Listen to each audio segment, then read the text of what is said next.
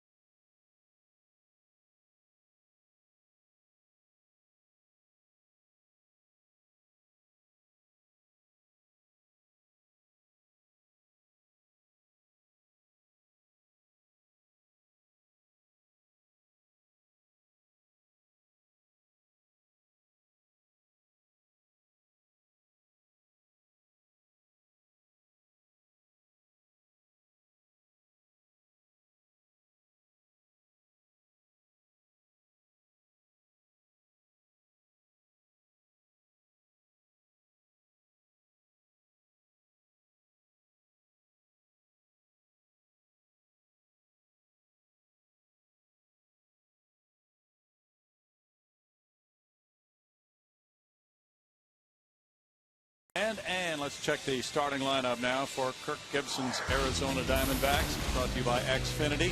Willie Bloomquist is playing shortstop today and leading it off, followed by Ryan Roberts moving to second base for this game. Justin Upton's in right field. Chris Young, the center fielder, bats fourth.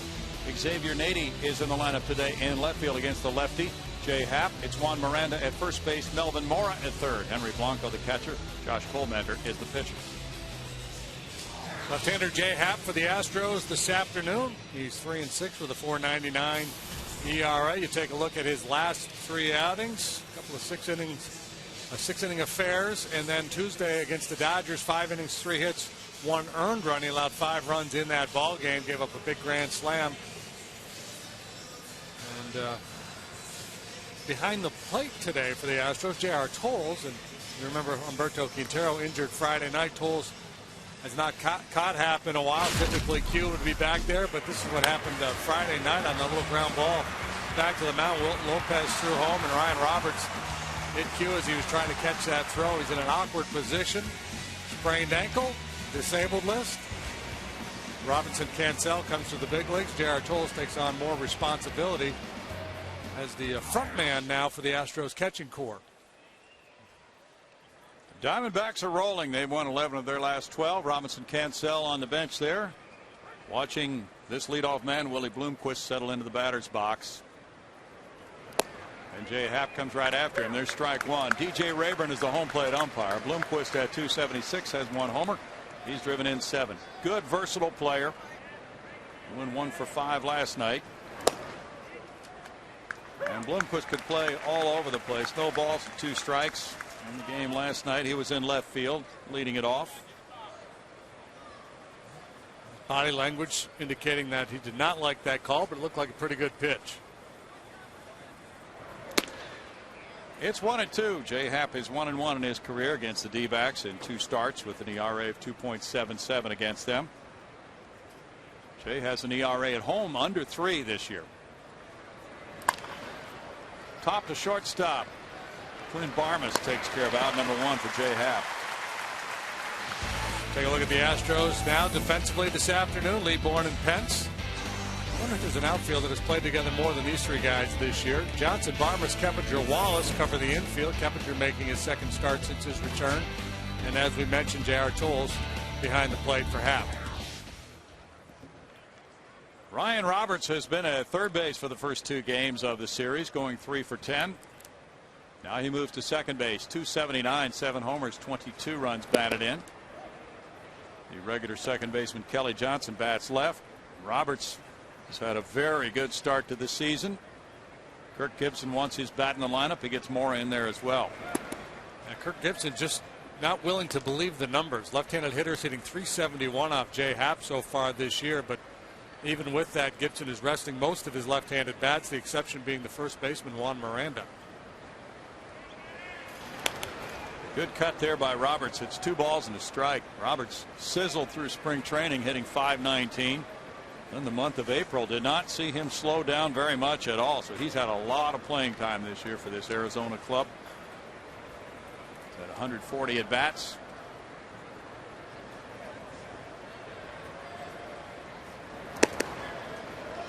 Three balls and a strike for Happ. Arizona's 3rd in the league in scoring runs with 239. Just a half game out of first now, the D-backs. Roberts takes a 1-out walk. And it's Justin Upton coming up next. There's the home road breakdown for Jay here at Minute Maid Park. 2-3 record, but an ERA, as Brownie mentioned, below 3 at 2.93. The road has not been very kind. 1-3, 7.33. He will make a start on the upcoming road trip, but it will be in pitcher-friendly San Diego. Justin Upton got a rest last night.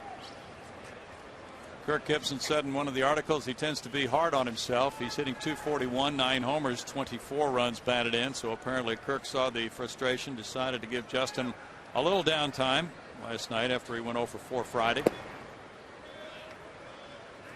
He takes a look at ball 1. And Gibson said he doesn't have to carry us. There's the way the division is right now, with the Giants a half game in front of Arizona. Then it's Colorado, LA, and San Diego.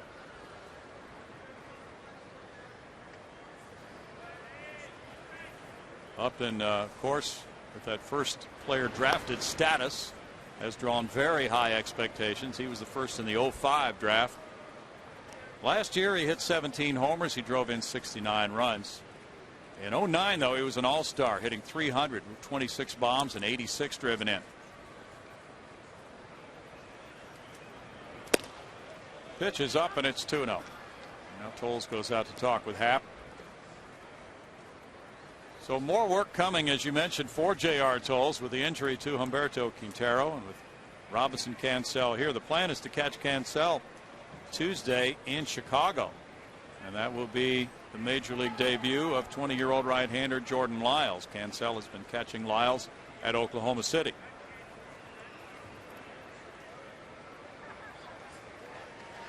That'll be a fun day at the ballpark. You know it. Lyles, and for us to check him out. Happ getting into a bad rhythm here, misfiring with that fastball up. breakdown on Jordan Lyles. And 3-3, 3.20 ERA in AAA in the last 6 or 7 starts has really been pitching well. Just 20 years of age.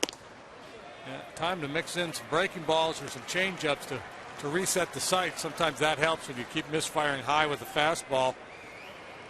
Try a breaking pitch, do something that forces you to really think about getting down through. And sometimes that can be a difference maker when you come back to throw that fastball. Houston native Chris Young will be next after the back-to-back walks. He's 3 for 9 with 2 runs batted in this series. Has 28 runs batted in this season. Young last night had a sac fly and a double, and he hits extremely well in this ballpark, better than 400 for a lifetime average. That one's away and high, and it's 1-0. Tried to change up there. Not a bad idea, just not able to execute. Dangerous situation here because this is a very dangerous hitter. Not a high average hitter, but you give him a cripple fastball and he can put a hurting on you. 2-0 to Young, who leads the league in extra base hits with 27. The Astros jumped out to that 6-0 lead in Friday night's ball game. Since then, they've been outscored 18-3 by the Diamondbacks. So the last thing you want to see is starting pitcher struggle this afternoon and have the D-backs put a crooked number on the board early.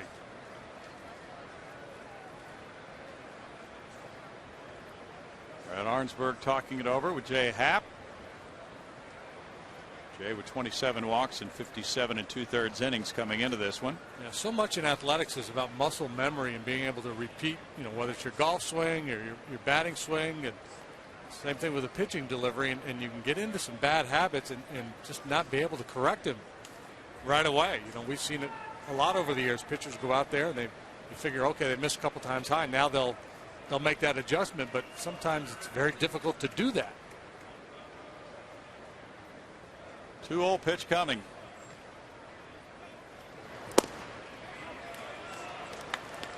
Yeah, see, now you've been throwing all these balls, and it's hard to get the umpire to call a strike. Looked pretty good, but called ball 3 by DJ Rayburn. Might have been a hair inside. At least he got the ball down. Yeah, according to pitch tracks, it was off the plate. Another walk. There have been 3 in a row, and now it's Xavier Nady batting with the bases loaded and 1 out. Crowd getting restless. More restless than the guys in the dugout or the man on the mound right now. This is a bad feeling for a pitcher. And you just cannot find the strike zone. And that's the one thing about this Diamondback lineup. They have a lot of dangerous hitters. Again, not high average guys necessarily, but guys with sock. And sooner or later, you're going to have to start throwing them in there and be willing to throw it over the heart of the plate. First playing time in the series for the 32-year-old veteran Xavier Nady. He takes ball 1. 275 for Nady, 1 homer. He's driven in 14 runs this year.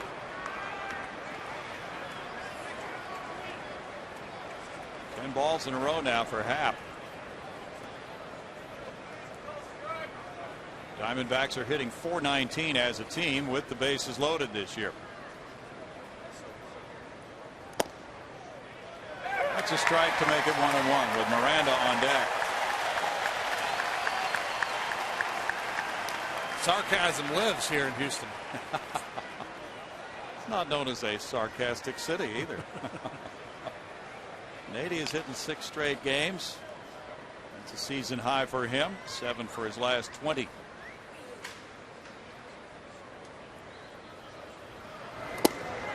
That looked pretty good as well, but it's called ball 2 and it's 2-1. Rayburn hearing it from the Astros dugout and indicating that ball's inside. So if you're not going to get that call, you've got to go to plan B.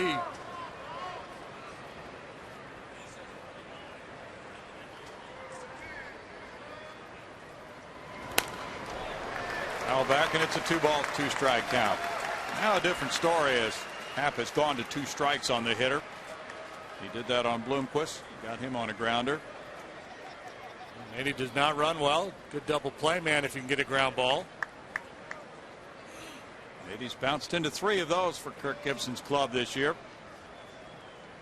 He was a Cub last year, began his career with the Padres. Swing and a miss. He blew it by him. That's a big out for Jay Happ. Boy, did he need that. Yeah, as ugly as this inning has been for him, there's still no runs on the board, and that was a good fastball there. So maybe he has found hitting that release point. Juan Miranda comes up next. 22 pitches, 15 have been balls for Jay Happ. Miranda hit a pair of 2-run homers off Brett Myers in the game Friday night. 261 for Miranda, 5 homers, 14 driven in. Has a 382 on base average and a 522 slugging percentage right now. And that's strike 1.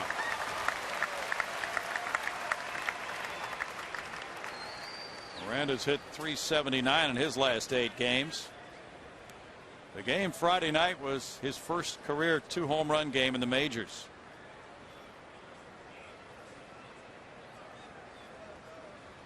And he's hung in well against lefties. 375.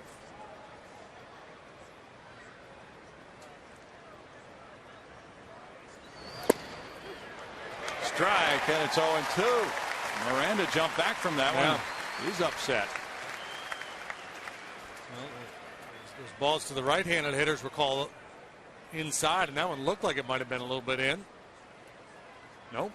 That's our angle. Right there.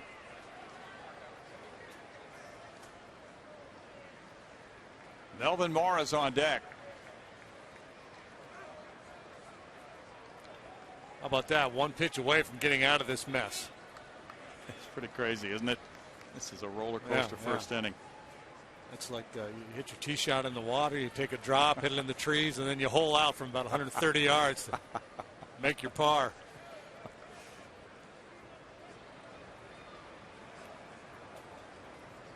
Going up. And it's a swing and a miss. Oh. Base is loaded with walks. He struck out Nady and Miranda, and it's no runs, no hits. 3 men stranded. What a first inning for Happ.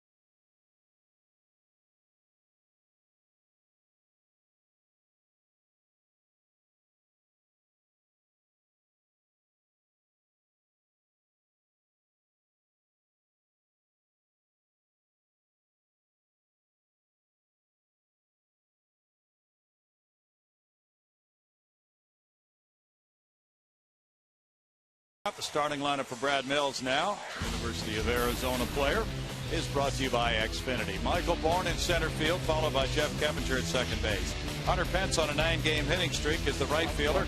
Carlos Lee's on a 4-game streak. He plays left. With Brett Wallace from Arizona State at first base, Chris Johnson at third, Clint Farmas at shortstop, J.R. Cole's the catcher, Jay Happ the pitcher.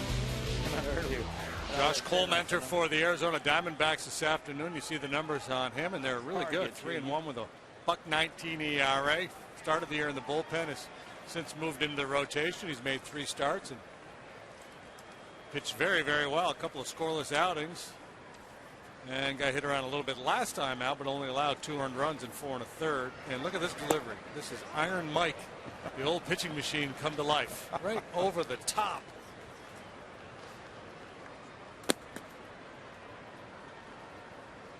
He's way up there with that arm angle.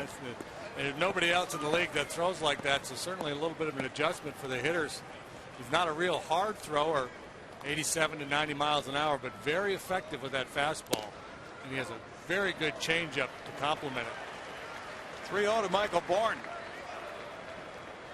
Michael's driven in 6 runs in his last 5 games, starting the day at 269. And that one's not caught by Blanco, but they get the call anyway.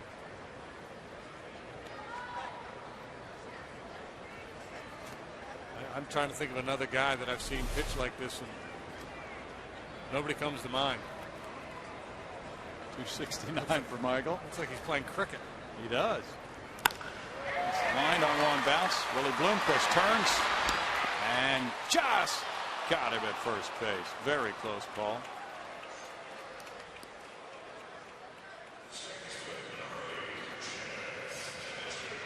Now Jeff Kappinger comes up. As Brownie mentioned, Bloomquist, his value is the ability to play all over the field. A good athlete. He runs well, covers a lot of ground defensively. Kappinger went 2 for 5 in his return to the Astros lineup Friday night with an RBI. Sat out last night. There's ball 1. Cole Mentor grew up in Homer, Michigan. Probably a bad hometown for a pitcher. Homer. Yeah. 1-1. He went to Central Michigan University. And this delivery might come from throwing tomahawks as a child. Wow. He'd go out in the woods and do that. Really? Yeah. Why? Don't know. 1 and 2. Yeah, hey, let's go out and play a little catch. Get the tomahawks. Seemed to be the thing to do. I'm going first. Out in the woods. It's a short-lived game of catch. Homer, Michigan. 73% of the time, it's a fastball.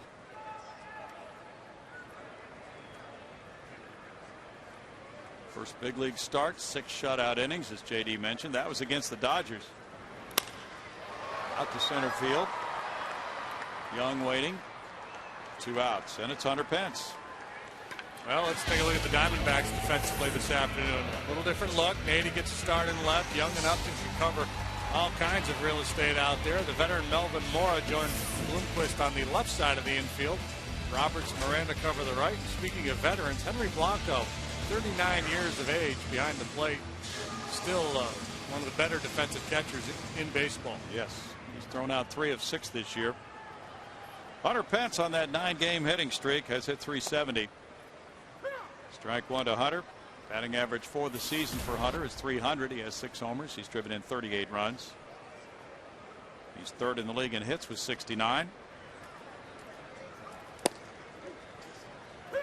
Takes a look at strike 2, and it's 0-2 to Hunter. He's 2 for 7 in this series. He had multiple hits in the first 6 games of his 9-game hitting streak. 1-2. Cole Mentor, a 15th round draft choice in '07. Last year he pitched at Visalia, Mobile, and Reno. It is a dandy, and it gets him a strikeout to end a 1-2-3 first. It's 0-0.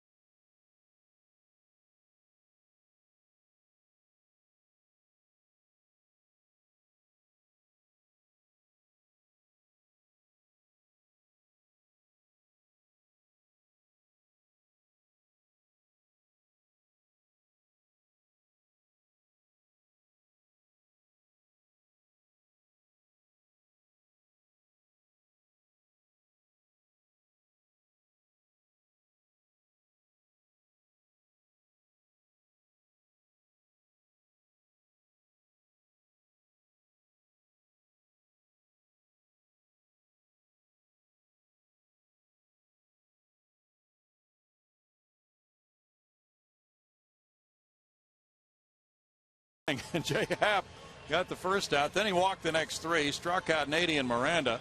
Meanwhile, Colmenter had a 1-2-3 first. Quite a different game and two totally different stories for these two starting pitchers, as the fans have been able to witness here through one. Jay Happ, he has shown the ability to pitch around walks this year. At times it's been an issue for him. Batting average against him still pretty low, 256 coming into this one. He's allowed 9 home runs. He's a guy who gets a lot of outs in the air, so the home runs are certainly going to be part of it. Ball one to Mora. And as exciting as that first inning was, he would like a very unexciting second inning. You know it. 272 for Mora. Mora was an Astros farmhand. 1 ball, 1 strike. He's from Venezuela. They signed him in '91 as a free agent through their Venezuelan academy. And he never did reach the big leagues with the Astros. In fact, he went to Taiwan before he reached the big leagues as a member of the New York Mets in '99. It took him a while to get there, and then he's gone on to have a very good, very long major league career. Now 39 years old. Yeah, what's Gibby doing abusing all these old guys on the day game? It's supposed to be the other way around. You play the old guys at night, and then you rest them in the day game. And he's got Blanco and Mora and Bloomquist, and Nady, all these salty veterans in there. Sure does. Maybe he sent them home after the 7th inning last night to get their rest. 3-2 the count. Well, Mora, as JD mentions, had quite a career. Last year he played for the Rockies. Kirk Gibson's club drawing a lot of attention now after being predicted to just struggle again this year after going 65 and 97 last year. They've caught fire. Fly ball to right field, backs up Hunter Pence a few steps. We're out number 1 for Jay Happ. Who's hotter than the D-backs? That out since May 14th, 13-2, 311 earned run average. I think that's the big thing there. Their pitching has been probably better than expected. Bullpen has been outstanding, and that was a big problem for them last year. And again, we talked about this Friday night. Is this a mediocre club that's just having a nice hot streak, or is it a team that's finding itself and is going to be competitive for the rest of the year? That question will be answered in the coming months. My guess is they're still going to struggle to be a 500 team.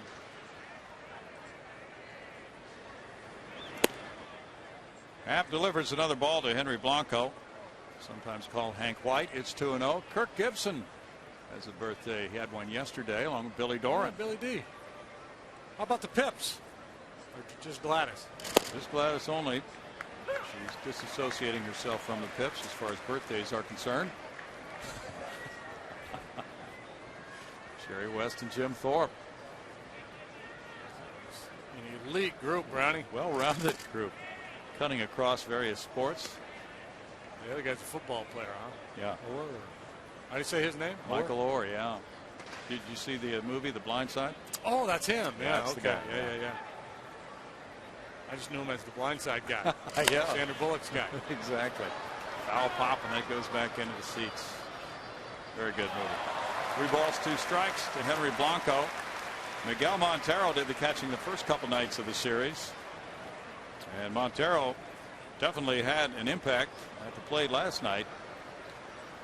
But then the Diamondbacks had 11 runs on 13 hits. A lot of guys had impacts last night. Second baseman Jeff Keppinger is waiting for this pop. Handling out number 2. And it's Josh Colmenter next. He's 2 for 7.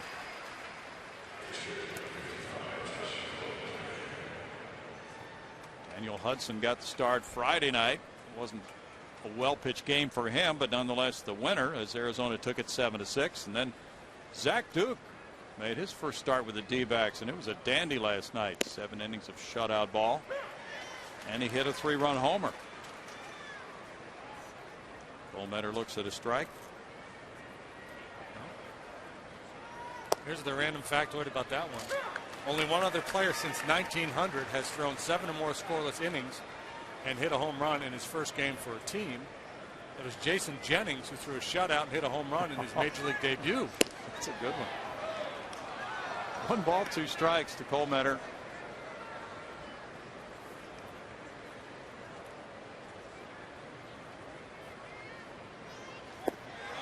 on the breaking pitch. He's down on strikes. Well, that's their 1-2-3 inning for Jay Happ. He gets his third strikeout, and it's 0-0.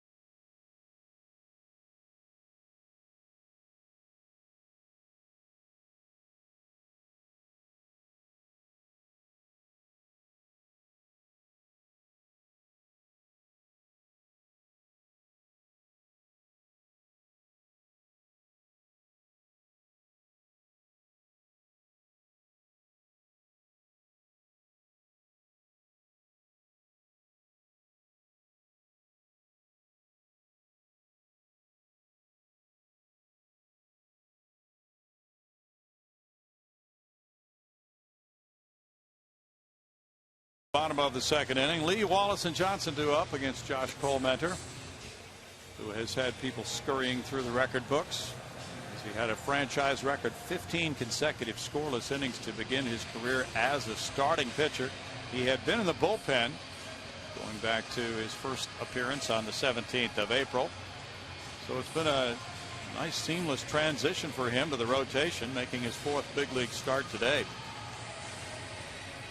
With the 1-2-3 first inning, he's allowed just 17 hits and 31 and a third innings. The Astros would like to get him out of the stretch. He's been very tough on the leadoff man he faces in various innings. And Carlos Lee on a 4-game hitting streak is the leadoff man here. 251, 4 homers. He's driven in 26. Yeah, the numbers they're almost like Little League. Opposing hitters hitting 162 against him. He only walked 3 in his 30-plus innings of work. He just floats that change up in there. It's like he's throwing a styrofoam cup. It really does. Coming from that arm angle.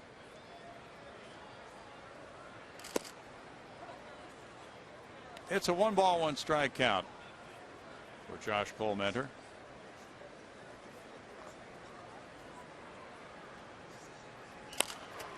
In the air, and a foul pop brings Blanco over near the screen. Trying to get in there, but he can't. You know, this is kind of what, maybe more than kind of, but isn't it Mike Marshall, the former reliever turned kinesiologist? This is the arm action he's promoting. He thinks this is the healthiest way to throw. Less strain on the elbow and shoulder. Makes some sense, doesn't it? Hank White took a bat in the head before he went in pursuit of that foul pop. Yeah, I don't know that much about kinesiology and the way it all works. 2-2. I just know that this is pretty funky and very effective.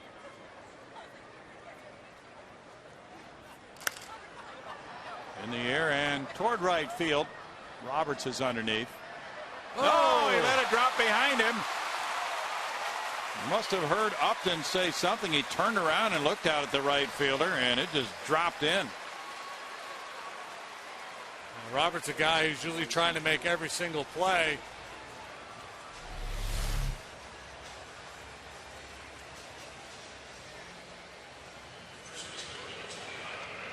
Upton had already backed off, so unlikely that Upton was calling for it, but something got Roberts' attention. Roberts, maybe some fan out there was yelling, "I got it." Who knows? Maybe. Roberts draws his 5th error of the year. Leaves aboard for Wallace now. 311 for Brett, 3 homers, 16 runs batted in. Fouls that one back for strike one. Brett's 2 for 8 in this series with an RBI. It's interesting. If Upton were there and he and Roberts both pulled up, they probably would have ruled that a base hit. Because Roberts was the only guy in the area, official scorer felt obviously that it was his responsibility to make the play, and he failed to make it. Sometimes those balls that drop in like that, to give him hits, I kind of like the scoring. I think that's the play that should have been made, even if there were some confusion. It's hard to hang that one on the pitcher's record. Yeah, if you're a pitcher, you want that ball caught. That's for sure. You expect it to be caught. 4-game hitting streak for Brett Wallace. Yeah, sometimes that gap between what you want and what you expect is pretty big. That's true. You want them all caught. Rocket off the wall. Somebody's got to run that down for me. Well, let's put it this way. What is reasonable that ball is caught? That's very reasonable. 1-2. The Astros have had some costly errors opening the floodgates on this homestand. They'd love to turn the tables, cash in on that leadoff error. Chris Johnson on deck.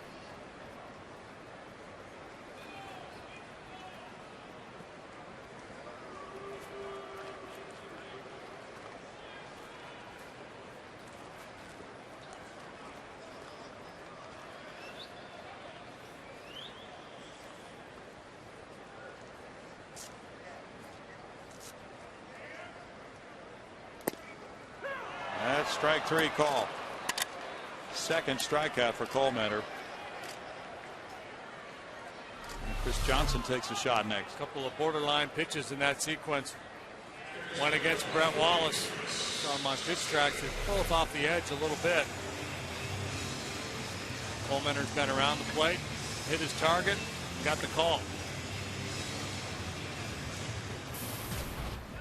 Chris Johnson at .215 with 5 homers has driven in 24. 2 for 7 with an RBI in this series. He's driven in 7 runs in his last 8 games. Changeup floats high, and there's ball 1 to CJ with Clint Barmas on deck. You talked about that night coming up for the Astros in Wrigley Tuesday night, the major league debut of 20-year-old Jordan Lyles. Brad Mills was on the bench today talking with the media, and somebody asked him where he was at age 20, and he thought back. He said, well, let's see, that was summer of '77. I was playing in Alaska.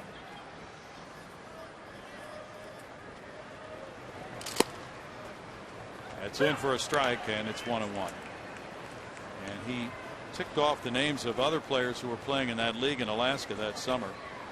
His good friend Terry Francona, Tim Wallach, Buck Showalter, Dave Stieb, Rick Leach, former Tiger, Tim Laudner, catcher for the Twins. Look at an array of talent in Alaska. Yeah, that Anchorage and Fairbanks, a number of teams up there playing at the National Baseball Congress tournament every year. Yeah, it's amazing some of the talent in some of those summer clubs. Cape Cod League. So his club finished second to Fairbanks that year.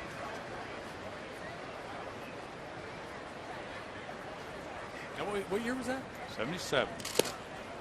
I played on a team in 1980 in Boulder, Colorado. That's still probably the most talented team I've ever been on, including the big leagues.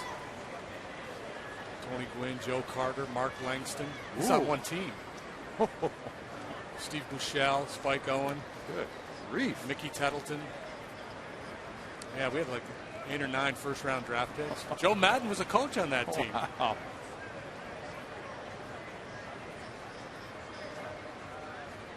Big Dave, the Chief Seiler. Fly ball to right field. Upton waiting. Don't know Dave. Dave was the 3rd or 4th round draft pick of the Philadelphia Phillies. He never pitched in the big leagues. Okay. He pitched at UT. Okay. 2 outs, and it's Clint Barmas. Clint with a .226 average has 1 homer, 4 runs batted in. Sometimes he hits second, sometimes it's down in this 7th spot in the lineup where he is today. He has a .350 on base average. He's walked 13 times. J.R. Tolles is on deck. Barmas 2 for 6 in this series.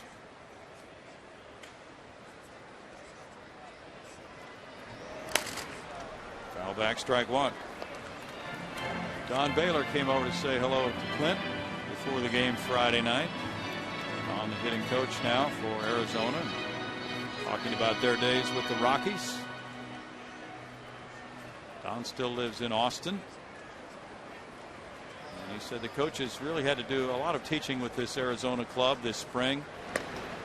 Pretty good turnover. General manager Kevin Towers reworked the bullpen for the most part and changed some of the position players. The first base situation's different. And at third, they had planned on using Jeff Blum, but Jeff had to have knee surgery, and he has not been able to play a game for the D-backs yet this year.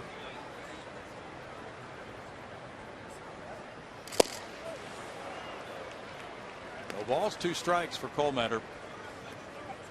Pretty good pop on the fastball.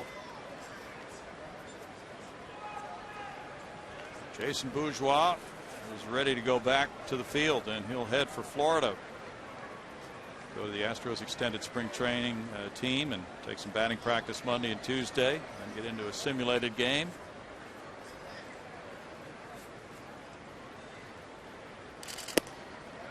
It's up, and it's a 1-ball 2-strike count. And the advantage of those extended spring training games, you can bat every inning if you want. Right. You're kind of loose with the rules. And after that goes well, he'll head for Oklahoma City and play maybe 3 or 4 games there.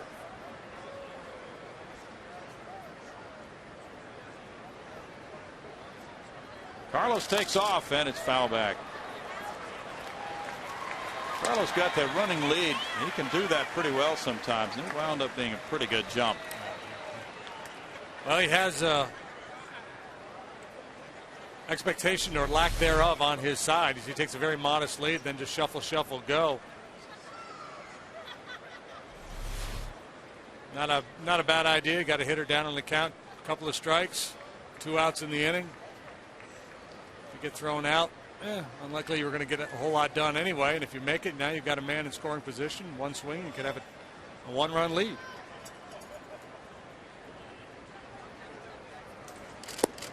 Varmus expands and strikes out on the changeup. That's number 3 for Colemeter, and it's no score after 2.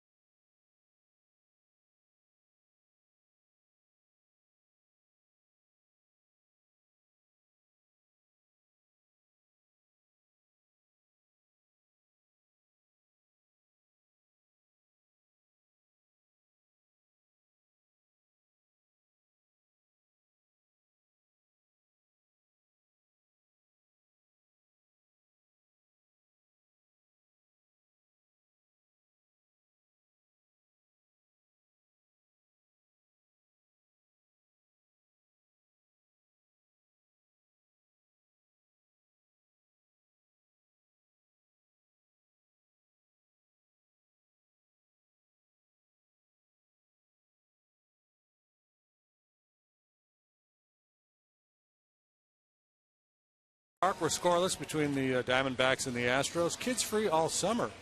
Presented by Minute Maid is back and available for every home game all summer long. For every full price adult ticket you purchase in the outfield or view deck sections, you can get up to 2 free tickets for kids 14 years of age and under, like those pictured right there. They'd be eligible.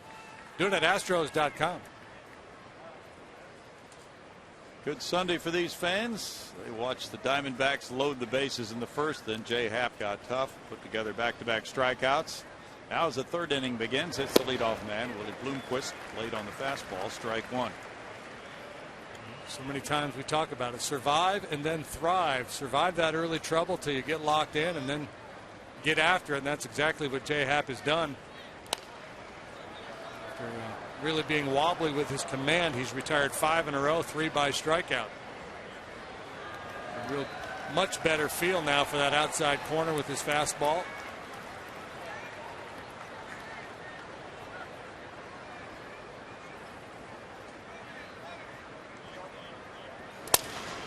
Reaching for it, he loops a liner out to Keppinger, breaks the bat, and Jay Happ gets a 3-pitch out here in the third inning. Things have really turned for him.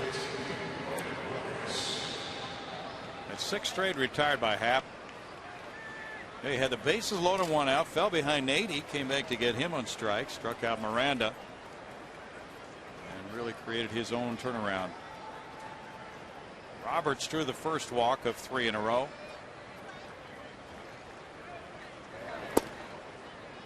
Looking at ball 1. Diamondbacks, with their 28-24 record, have their highest position through 52 games since the 08 season. It's 2 balls, no strikes. I think those tattoos are a distraction. To whom? To Jay. Can't throw him a strike. Okay. There we go. 2-1. Apparently, there was a story on Roberts. His family showed up with T-shirts that had something to do with the tattoos as they surprised him.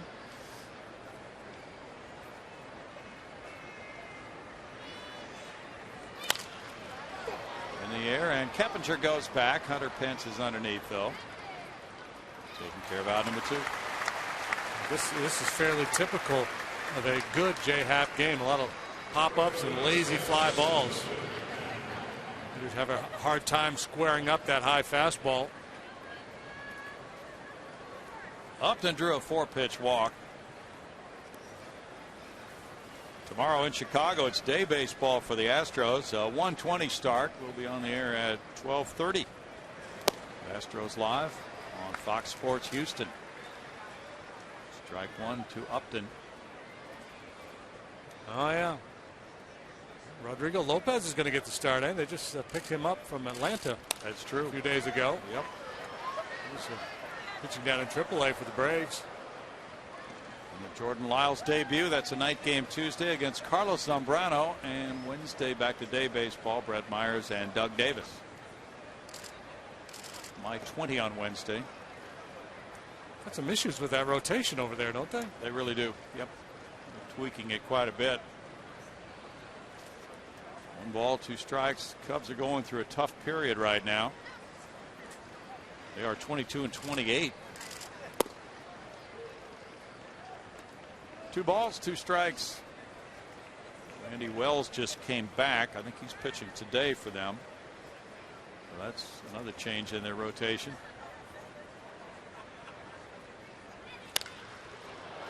Michael Bourne in center field, back a few steps. Takes the Upton fly ball for out number 3. Well, what a turnaround. It's 8 straight outs for Jay Happ in a 0-0 game.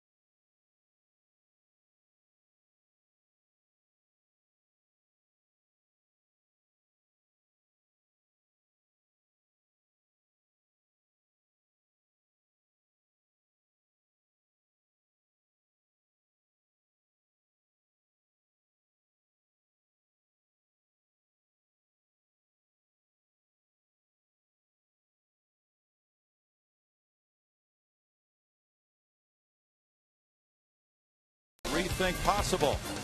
And by Hyundai, introducing the Hyundai Assurance Trade-in Value Guarantee. See your Hyundai dealer for details. Oh, yeah. There you go. A little rainbow snow cone. That'll work on a warm Sunday. 0-0 ball game. Tal Smith and his family in the stands. So it's Charlie Norton. Charlie Norton, Wendy, and their kids. Is that one of the Nortons there? Couldn't tell. J.R. Tolles looks at ball one. Charlie Norton's going to be on the road trip starting today to Chicago and San Diego, representing the Astros front office. JR with 2 homers, 5 runs batted in, has a .216 average. And he's worked the count to 2 balls, no strikes. He snapped that 0 for 32, coming up with a 3-hit game. And then since then, he's been able to put that behind him very well, as he had the game winner in the 9th inning on Wednesday, the day he snapped it. Fly ball to center field. Chris Young takes care of out number 1 for Colementor. With Jay Happ coming up next.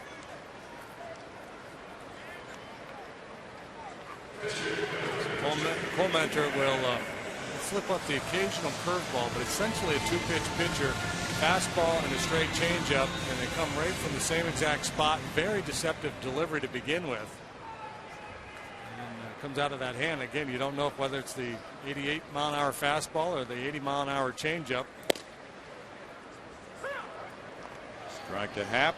Happ with 6 hits and 16 at bats, has a .375 batting average, 3 runs batted in. No balls, 2 strikes. Brendan Lyon's shoulder is coming along. He's throwing again now. Another changeup makes it a 1-ball, 2-strike count. Brad Mills talking about rehab assignment for Brandon in the minor leagues. It might come about a week from today. High to right field. Let's see if Jay Happ's got a shot here to the warning track, and Upton takes care of it. That would have been a developing story. Yes, it would have.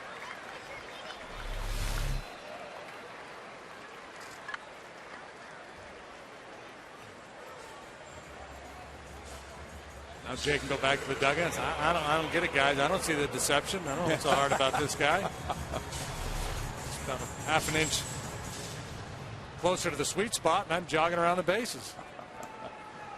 Michael Bourne grounded to shortstop. There's strike 1 to him on a changeup. And if we had to look at it, here he is coming with that changeup right over the top, and if we were to show you the delivery on the fastball, it would be identical. 0-2. That might have been the curveball there. Looked like it. And it's interesting how he has to kind of lean back and get his head out of the way. Mm-hmm. Just kind of cleared the head. I mean, Lincecum is over the top, but it's not as pronounced as this guy. Lincecum's got a little bit of an longer arm angle. There's the range, the 88-mile-an-hour fastball, and then the 69-mile-an-hour curveball, but it's that changeup that's been probably his best pitch.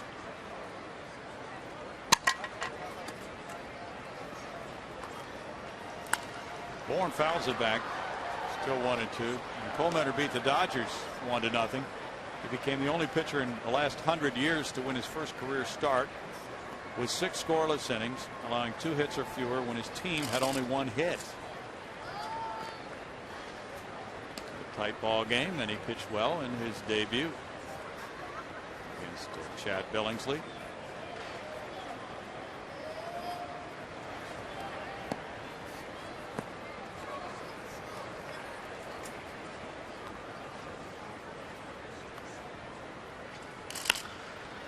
Bourne puts that in the air, and it's foul, and out of play for Mora.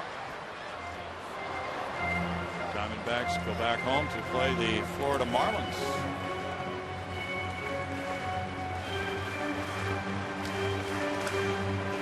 Marlins put together a pretty good start. They're 30-20. They're 2 behind the Phillies right now.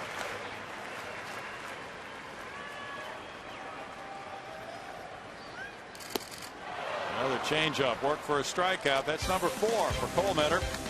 He has not allowed a hit through 3, and there's no score.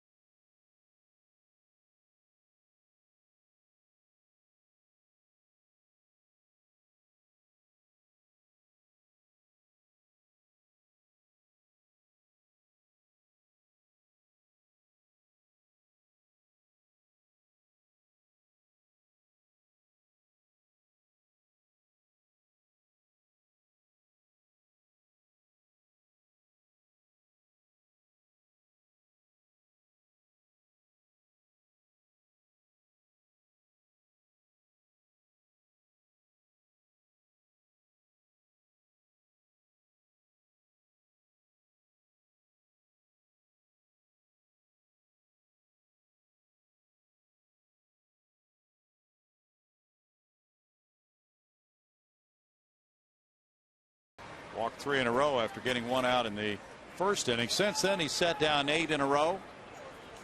So neither club has a hit through the first 3. And here's Young leading it off and taking strike 1. Chris threw that 4-pitch base on balls in the first.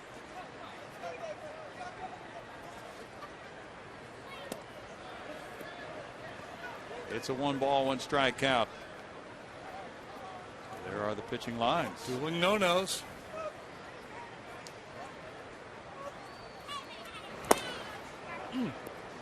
Close, but it's called ball 2. Somebody from that Astros dugout is yelling, "What low?"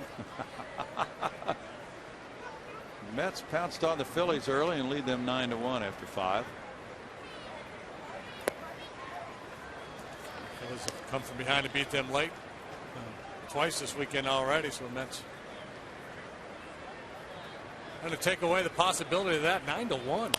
John Neese on the mound. Pop up, Wallace over. That's 1 out for Happ.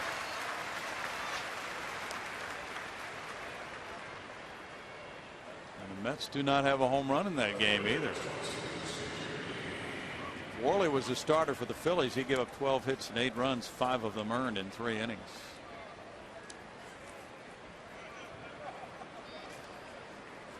Nady struck out in the first inning. Reaching for that one. There's strike 1 to Nady. Type of player who has been usually a platoon type against lefties the last few years of his career. Fouls it away. He can play the outfield as well as first base, so he gives some flexibility to Kirk Gibson.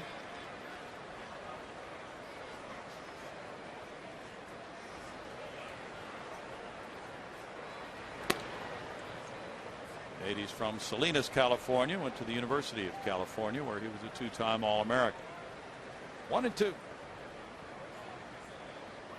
If you knew Bobby McGee. You may have known Bobby.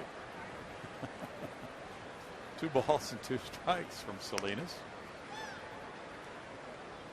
Back in 08, he probably knew a lot of people, had a lot of friends after hitting .305 with 25 homers, 97 runs batted in for the Pirates and Mets that year.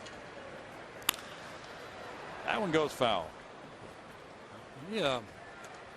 Went right to the big leagues, right, after being Sure drafted? Did. Yep. In 2000, made his major league debut with the Padres. He was 1 for 1 that year. He had a pinch single.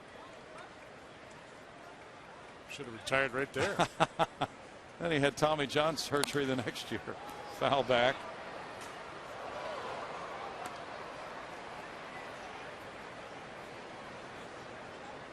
Two balls, 2 strikes.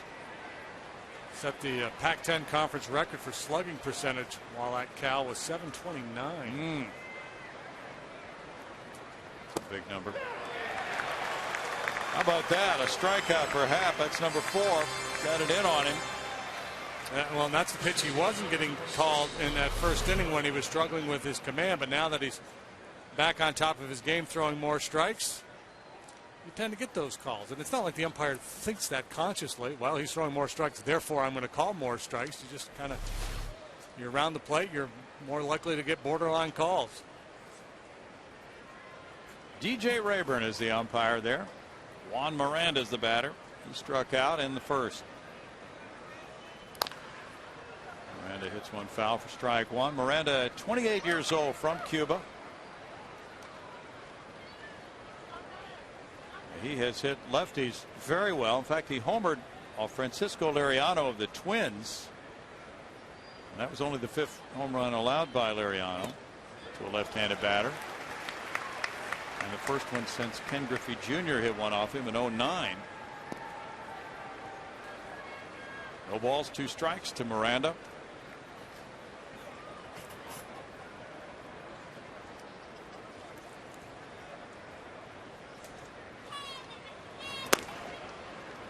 It's 1-2 with Melvin Mora on deck.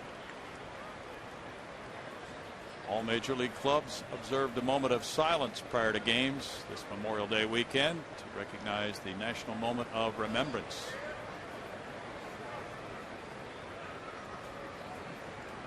Astros always have military personnel at the ballpark on Sundays. And they have a meet and greet. Doug Brocail usually shepherds the military folks around and introduces them to the players. Foul ball out of play, keeps the count at 1-2. And tomorrow is the 9th annual Astros in Action Foundation race for the pennant. Tomorrow morning, a 5K run and walk. Time's that getting started, Brandon? I'm not sure. Early, right? Too early for us. It's too hot. There's Doug Brocail. 7:30 in the morning, JD. Okay, that's good. Phil Boudreau might be there. He will. Struck him out. That's number 5. Jay Happ just had that mountain to climb in the first. Now it's all downhill, and it's 0-0 in the fourth.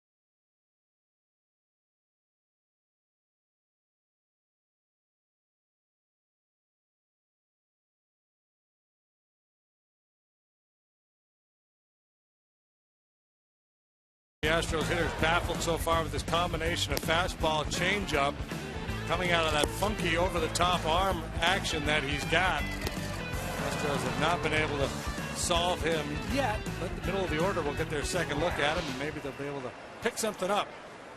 But, he has been very impressive. Of course, Jay Happ right there with them, scoreless, no hits in the ball game for either club. Ball 1 to Jeff Keppinger. He worked the count to 2-2 and hit a fly ball to center field. An error on Roberts has allowed the only Astro base runner through the first 3. That's a fair ball. The first hit. It kicks out towards center. Keppinger heads for second base. He'll make it easily with a leadoff double. First hit of the ball game here in the bottom of the 4th inning. Big round of applause from the faithful here at Minute Maid Park, looking for a little action in this scoreless ball game.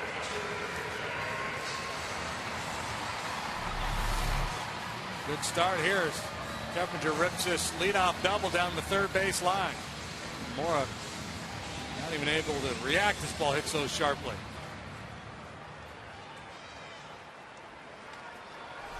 Now it's Hunter Pence. He's been one of the best hitters with runners in scoring position this season. .413 is his average. 4th best in the league. Struck out looking in the first. Hunter usually does not say very much to home plate umpires, but he did have brief exchange after that call third strike in the first inning. Who knows what was said? He might have been asking something rather than stating something. Leslie is on deck.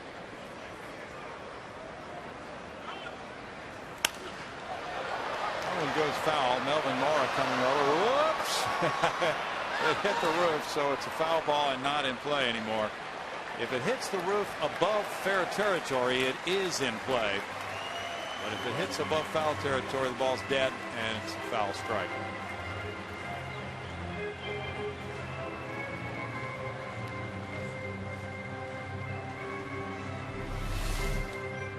That's why they go over the ground rules before every game. Talk about things just like that. It's fun to watch the reaction of the players, though. When you see a third baseman do what Mora did, you know it hit the roof. Willie Bloomquist at shortstop, waiting for the 1-1.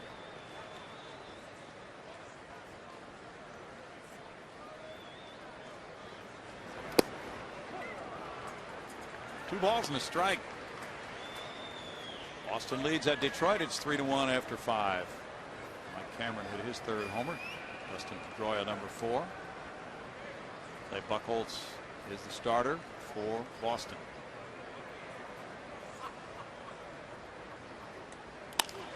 Flare to right field. Kempinger will now go to third base. Upton there, though. And it's first and third on the single by Pence. That takes his hitting streak to 10 games. Kempinger had to hesitate to make sure that ball was going to get down.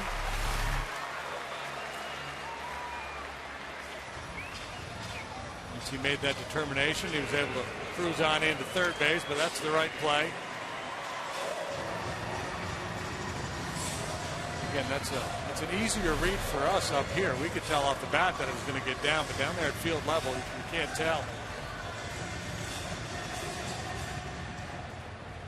Carlos Lee had a 10-game streak earlier this month. Now Hunter Pence has joined him.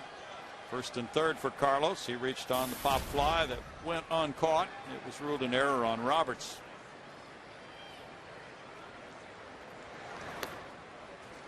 And it's ball 1 to Carlos. Diamondbacks stay back, playing for a double play. Will concede a run here.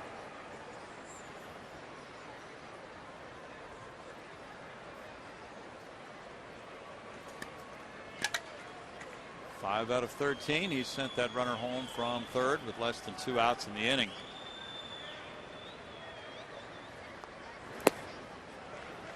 It's 2-0. And most major league hitters will not be too pleased with that type percentage. They consider this to be their job to get that runner home from third.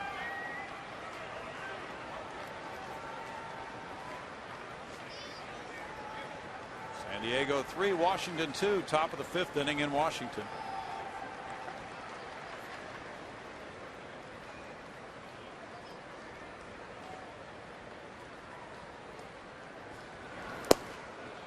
Changeup is off the plate. The count goes to 3-0 on Lee. Brett Wallace is on deck. Kirk Gibson has seen a couple of changes in his rotation. Barry Enright was in the rotation. Cole Mentor replaced him in mid-May. In the air, and Miranda at first base. Right near the bag. Exactly the last thing you wanted to see happen. An infield pop-up, no chance of advancement. 3-0 count. Well, nothing wrong with swinging on 3-0, but you're hoping for better results. Looks like you got a pitch too. It's been a problem for Carlos this year. A lot of infield pop-ups. Yes. Timing a little bit off. Yeah, let's see. That's what happens with Coleman. Even though he's not a hard thrower, he's very deceptive and catches hitters behind that fastball. Now a double play gets Cole Mentor out of the inning without a run scoring. Brett Wallace struck out looking in the second.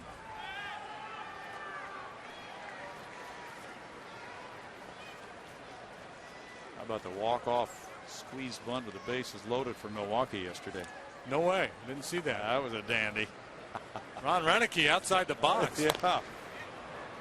Wallace rolls over on it, strike one. Yeah, there were 4 walk-off hits in extra innings in the majors yesterday. Well, that was one exciting day. Jonathan Lucroy dropped down that bases-loaded squeeze bunt.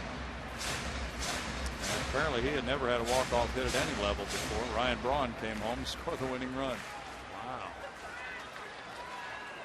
Bases-loaded squeeze bunt. How about that?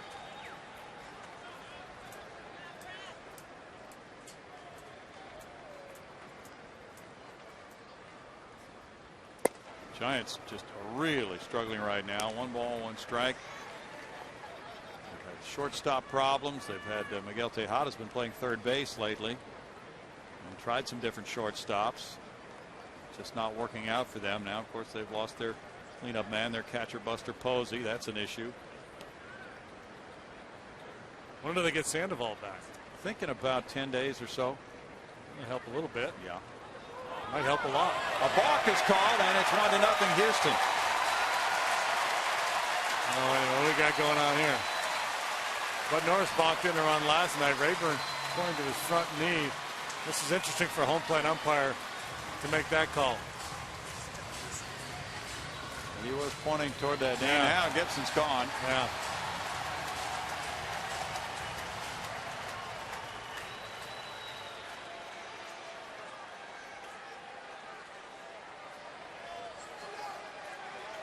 Wow. Wow. How about that? Talk about a cheap run. 1-0 on a balk.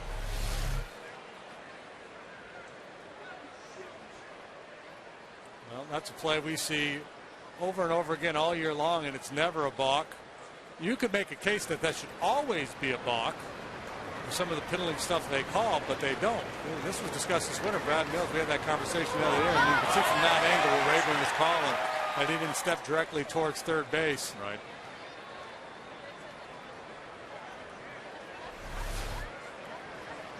It's 1-0, and a 1-1 count on Wallace.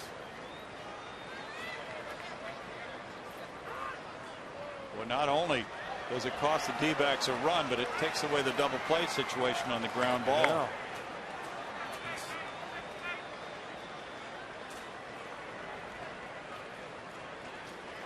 Moves Pence over to second base. That's a killer balk right there, Brownie. It could be. Could lead to a big inning. Could be a 2-run balk after all is said and done. Could be a balk. 2 balls and a strike. Well, okay, you mentioned it with Bud Norris last night, balking in a run. So, yeah. Now, when's the last time you saw back-to-back Major League games with runs balked in? No, it's a strange occurrence. Who's hot, who's not? How about Agon? He's got it going on. Jurgens, what a young pitcher he is. Agondo 5-0 with a .181. Hanley Ramirez continues to struggle, but the Fish continue to win. And Ned Yost continues to abuse his young pitchers. And they had the kid that gave up. How many did Mazzaro gave up? 14 or something? And now this kid allows 10, 15 hits, 5 home runs he left him in there for. Wow. Pitching staff in Kansas City, they're going to start carrying around Ned Yost voodoo dolls. 3-1 down to Wallace.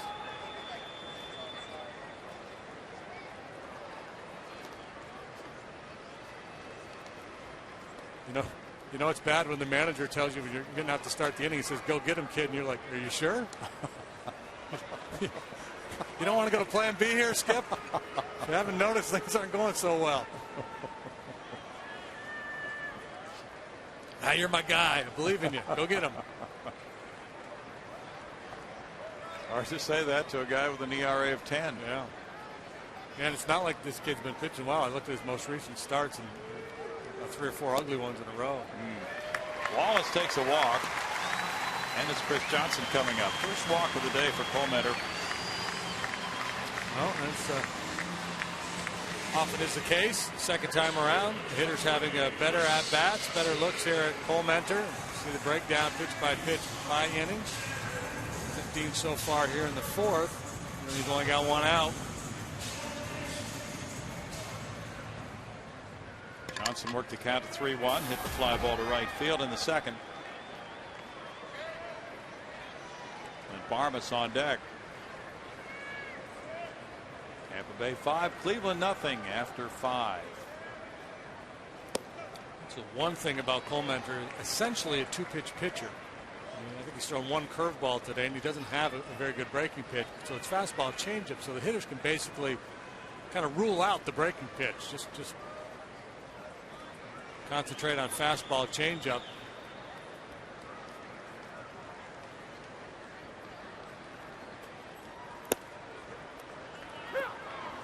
It's 1-1. Jeremy Hellickson's pitching for Tampa Bay against Justin Masterson of Cleveland today. John Jaso hit his 3rd homer.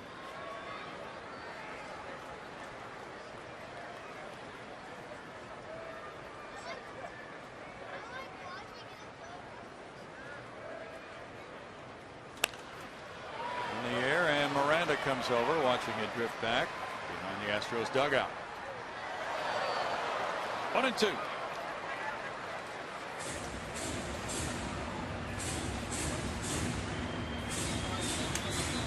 Sunday crowd enjoying a no-hitter. Both pitchers threw 3. Well, the Astros have broken through a Keppinger double, a fence single, a balk, now a walk, and it's 1-2. Milwaukee 3, the Giants nothing. They've played 4 in Milwaukee. Giovanni Gallardo shutting out the Giants. That may be why Gibson was ejected. You're not supposed to be able to argue a balk call. Which, that's another one of those bizarre baseball rules. You can ask for clarification or explanation. I mean, how come you can argue a tag play at second or a bang bang play at first, or any trap play in the outfield, but for some reason, hey, there'll be no arguing a box here. It's not going to stand for it.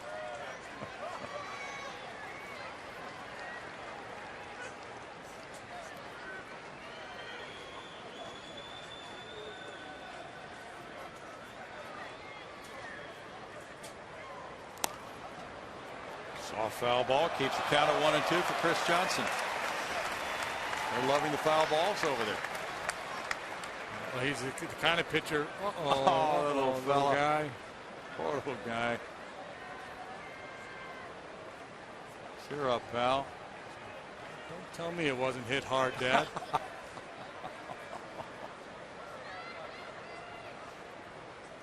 He's got the Tiger Woods cap on with the year Tiger's having and everything. It's been rough on him. Outside, and it's 2-2. Let's see what happens here. Oh, Dad came over the top to make the play, and Junior got rolled on. That's what happened. He squashed him. Yeah. Look at it. Immediately, Dad feeling guilty, trying to, come on, take the ball, be happy. Get me off the hook. Come on, be happy. Okay, we can go to the hospital later. Don't worry about it. Well, back, it's still 2 balls, 2 strikes. Look at it. She needs an ice pack on her head.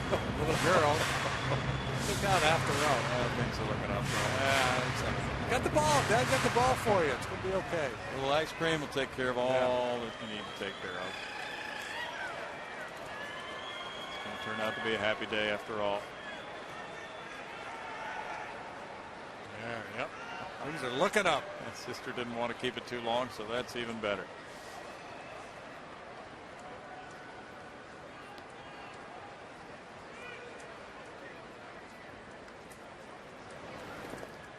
Here's the stop by Blanco, and it's a 3-ball, 2-strike count now for Chris Johnson. Takes a little walk. Tell by the way he took that pitch, certainly was, if not looking for that changeup, it was in the back of his mind at least. And again, that's the issue with a guy like this. You get caught in between a lot. You're looking for the fastball. You're going to be way out in front of that changeup. If you're waiting on the changeup, you're going to be behind the heater. So you see a lot of half swings, check swings, and late swings.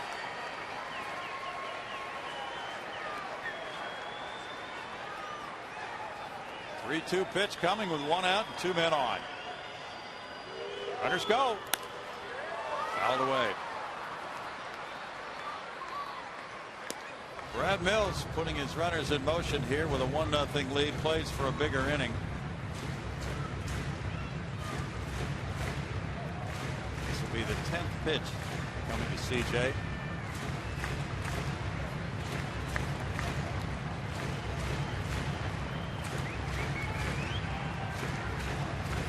The Astros were in prime position Friday night.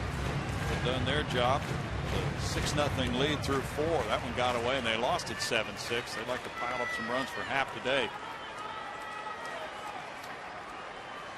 Dan Herron and the Angels lead 3-2 at Minnesota after 3 against Carl Pavano.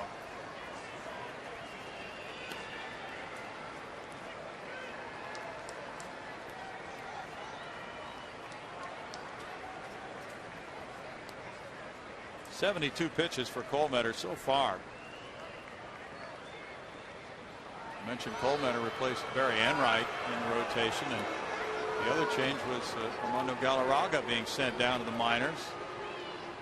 He seems to be a pretty unhappy camper by his latest remarks.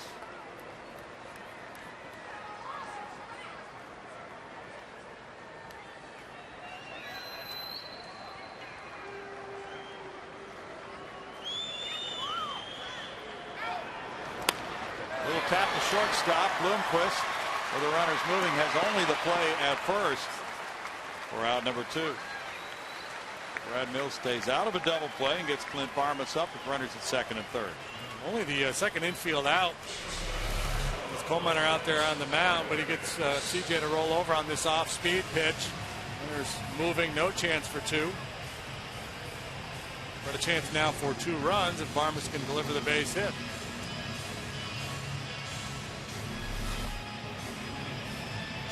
Clint struck out in the second inning.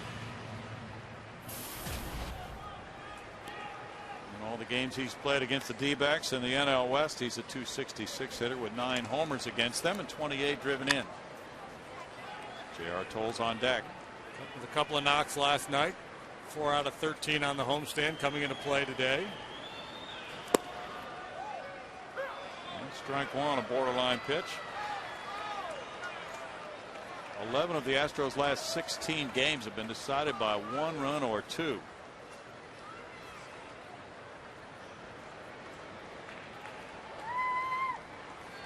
They're delayed at Chicago, Pittsburgh, and the Cubs. Unable to start so far. Rain. Now back. Supposed to be pretty warm for the Astros 3 days in Chicago. Somebody came up with one.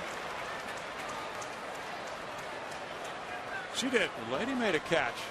Apparently a diving effort over there. Yeah, she's having a hard time getting up. We've got all kinds of players in the stands today. People brought their gloves. They came ready to play. She's risking life and limb, hanging over the railing to make a play. The other guy dove all over his kids. Got some players here today, Brownie. They came to get dirty. 1 ball, 2 strikes. Came to give max effort.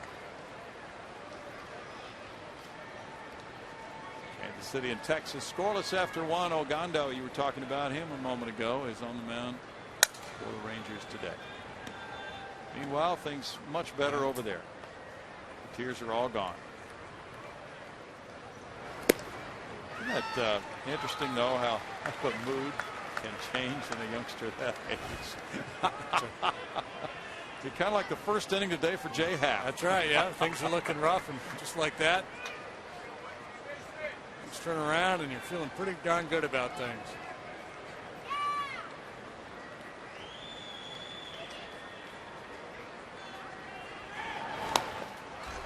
Foul ball keeps the count at 2-2. Pretty good battle here. Barmas and Coleman.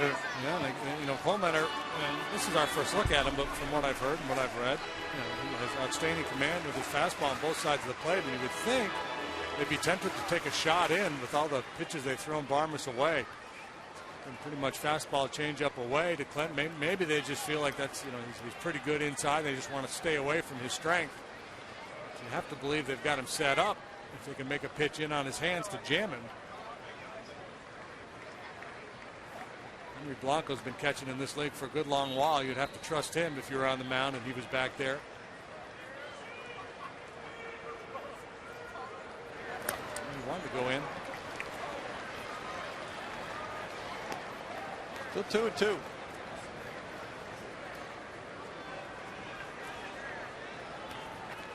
Diamondback club has to be growing in confidence with what they've been doing so far, coming off the year they had last year. It's going to be interesting to see what the long haul will bring for this team.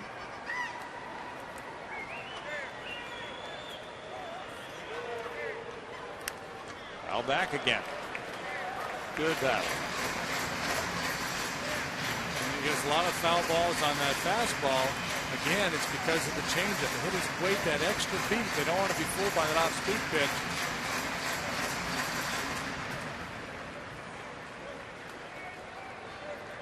Barmas missed the month of April, except for a few days, coming back from a broken hand. In May, he's hit .247. Cardinals got 3 in the first at Colorado. Kyle Loesch on the mound. John Jay hit his 4th homer.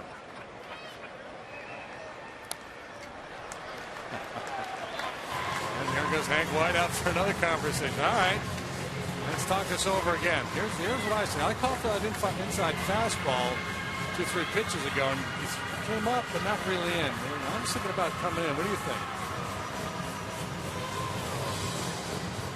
Do you have some other way you want to go here?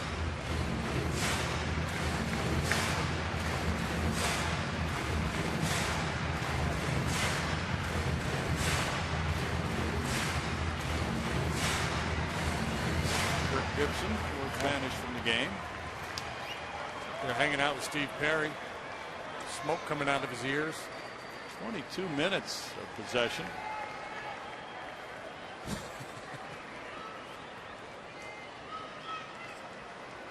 People are at home going, I didn't know time of possession was a baseball statistic. It is now.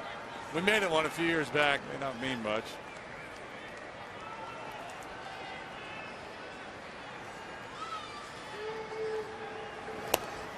And he gets a strikeout to end the 4th inning. That's number 5. 1 run, 2 hits for the Astros. They strand 2 in scoring position. They lead it 1-0.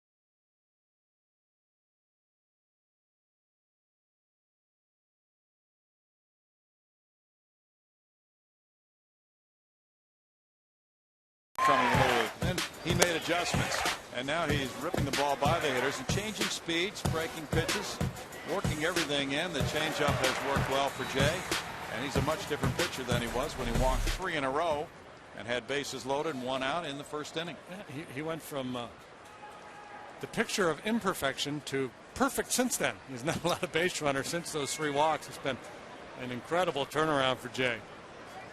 Melvin Mora leads it off here in the 5th. Looking at strike 1 from Happ. Mora worked the count full and hit a fly ball to right in the 2nd. It's, fairly typical for a starting pitcher to be confronted with 1 or 2 crisis situations in every start. And how well do you handle it? Can you get out unscathed? Can you limit the damage? That usually tells the tale. And so far, it's only been 1 crisis situation for Happ, and he was able to get out of it unsullied. And he's taking complete control of this Diamondback lineup. All the way, it's still no balls, 2 strikes. Astros starting pitchers have combined for 9 wins, 22 losses.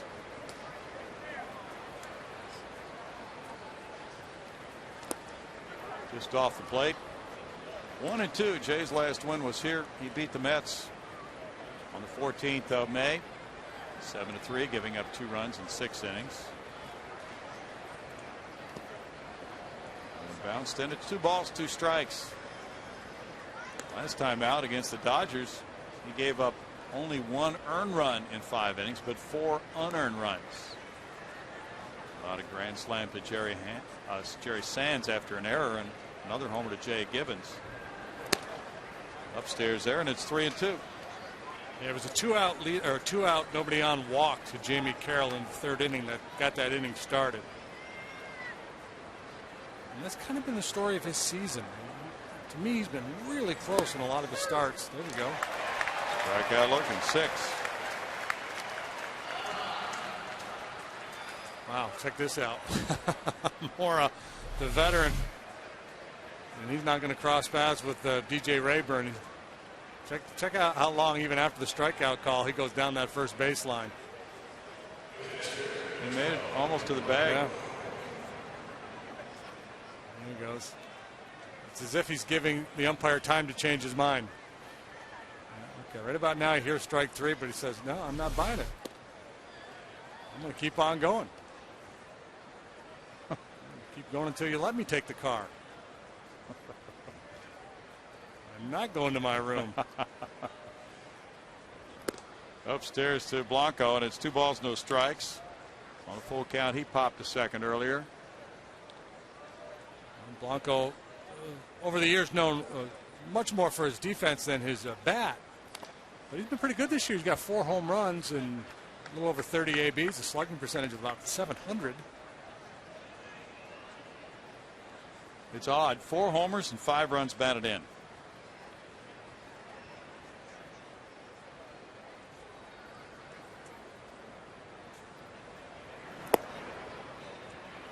Now 3 balls and a strike.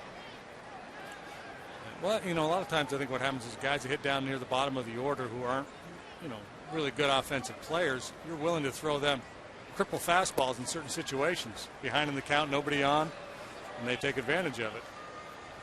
That's the 4th walk. 12 straight had been retired by Happ.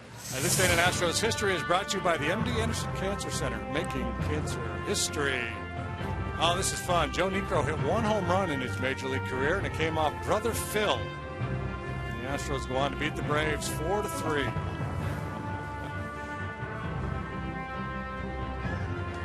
Now Coleman squaring to bunt, pushes it up the first base line. It will roll foul for Brett Wallace, and it's strike 1. On this date in 1996, Jeff Bagwell hit an upper deck homer at Three Rivers Stadium. Well, he couldn't get there in time to get it fair, so grab it foul and do it all over again. They almost got tangled up with each other there. Bagwell joined Willie Stargell as the only players to reach the upper deck level at Three Rivers Stadium more than once. Did it as a rookie. Yeah. 1 ball, 1 strike. Came off Danny Darwin, and the second time he did it. Bob Kipper, I think, the first time. Yeah. You got Dr. Death, huh? He got Dr. Death.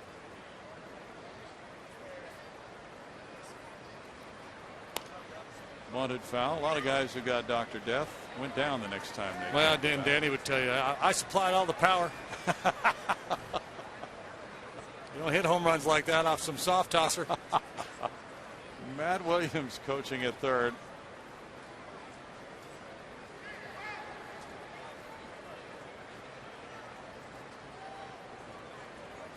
CJ charging, and the bunt is fouled off the hand.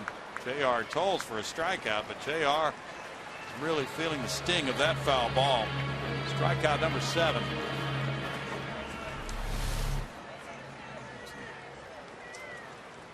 Base runner on. J.R.'s got that hand out in front of him instead of tucked in behind that knee. You know, that's the preferred method, is to keep that hand tucked in behind the knee. Some guys just not comfortable doing that.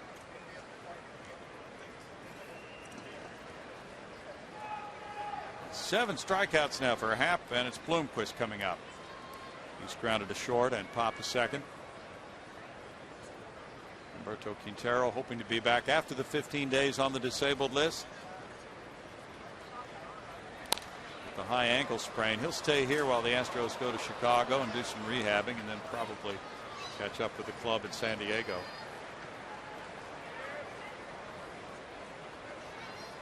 Pretty encouraging report, though, on Brandon Lyon that he could be back in just a little bit over a week, maybe 10 more days. The plan is for him to have a couple of minor league rehab games. No balls, 2 strikes. It'd be nice to have him back in that pen, even though he had struggled. Obviously, he was hurt. And it's such a young bullpen. Appreciate having a veteran out there. You know it.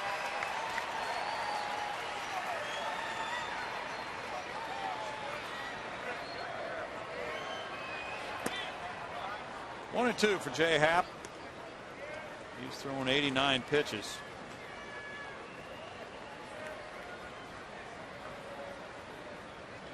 Due to bat second at the bottom of the inning here in the 5th.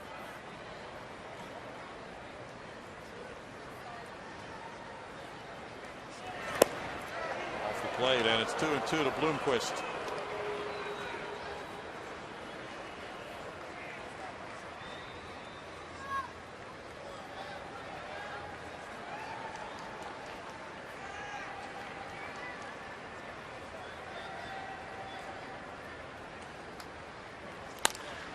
Up the right field line, it slices foul.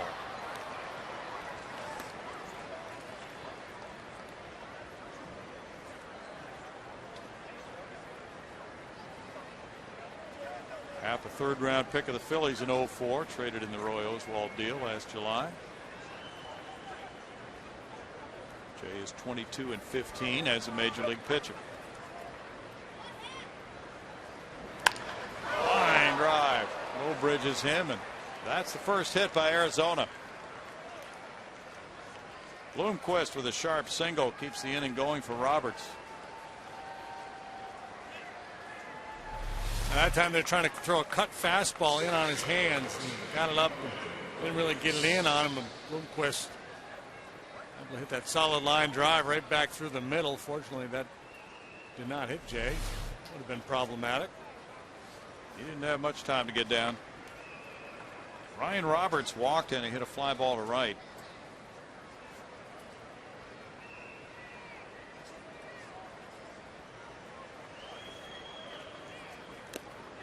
Strike one to Roberts. A quiet day for the infielders on both sides. Just one infield out on the ground ball in this game from the Diamondback hitters. Bloomquist grounded to short to start the game. After that, it's all strikeouts and pop-ups and fly balls.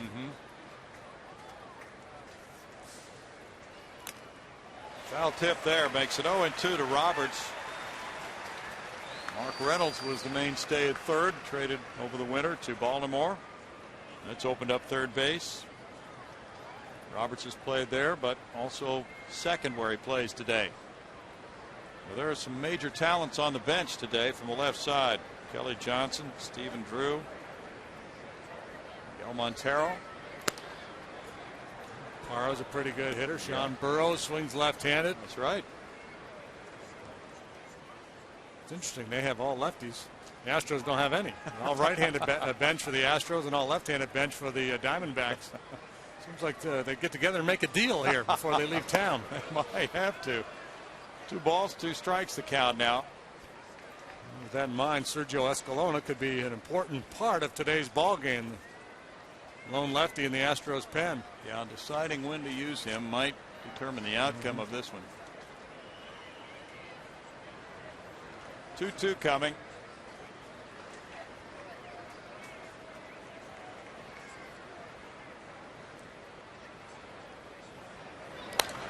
Foul back.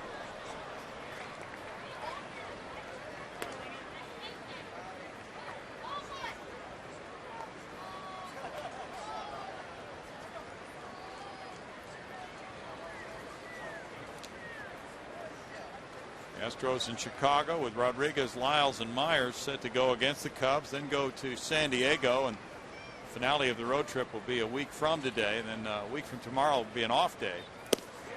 Swing and a miss. Roberts is down on strikes. That's number 8. Happ strikes out the side here in the 5th inning, and the Astros lead 1-0.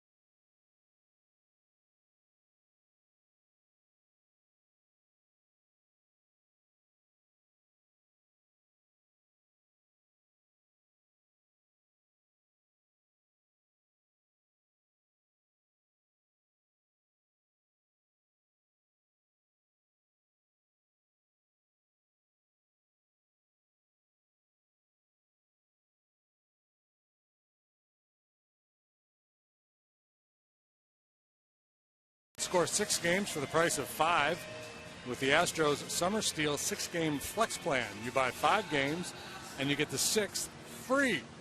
Plans are available throughout the ballpark and start at only $35. Buy yours today at Astros.com.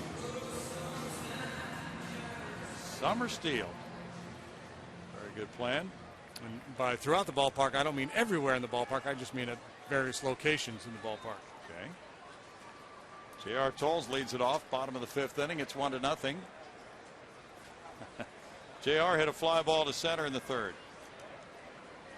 Toronto down the White Sox 13-4 in Toronto. Ricky Romero won it. How many home runs did Batista hit? None. None. He stinks. Yeah, Aaron Hill hit number 1. Encarnacion 1. Corey Patterson number 4. None for Mr. Batista. Curveball. Second one, Cole Mentor has broken out here this afternoon. Jose Batista hit his 20th home run Saturday in his 44th game. Only 2 right-handed batters in Major League history have gotten there faster. Mark McGwire in 2000, Albert Pujols in 2006. Mr. Batista has turned into one fine ball player. Oh, yeah. Not just a one-dimensional power hitter. You're right. We saw all of his talents on display last weekend. Yeah, last weekend it was Victoria Day in Canada. Now we got Memorial Day weekend here in the States. It's big time, Brownie. Oh, yeah. Line shot by J.R. left field. Whoa! Nady. He laid out for that one to Rob Tolles. One down. I think he just muttered, ow. He took a pretty good hit here. Able to hang on. He landed hard on his chest.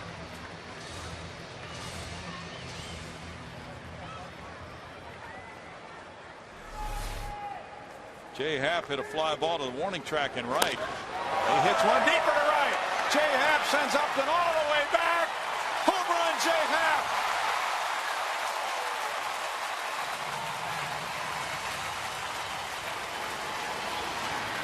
First major league homer for Jay Happ.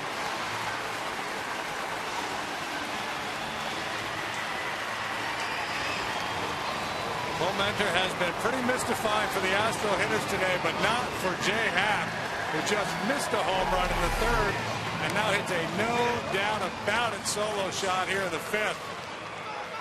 What a turnaround for Jay Happ, who knows how close he was to coming out of this game in the 1st inning with 3 consecutive walks. Now having one of the best days of his life as a big leaguer. 5 shutout, 1-hit innings in the books, and now his first major league home run. That was just a massive swing. Michael Bourne behind the count 0-2. Gustavo Chacin hit a home run last May 31st against the Nationals. Last Astros pitcher to do it until Jay Happ. Chacin's only at bat last year. Bourne to center field. Young with the catch. 2 outs. Jay now has 7 hits in 18 at bats with a homer and 4 runs batted in. He also has a double. First career homer for Jay. Took matters into his own hands. You're getting that look from all the hitters. That you got to be kidding me, man. Look.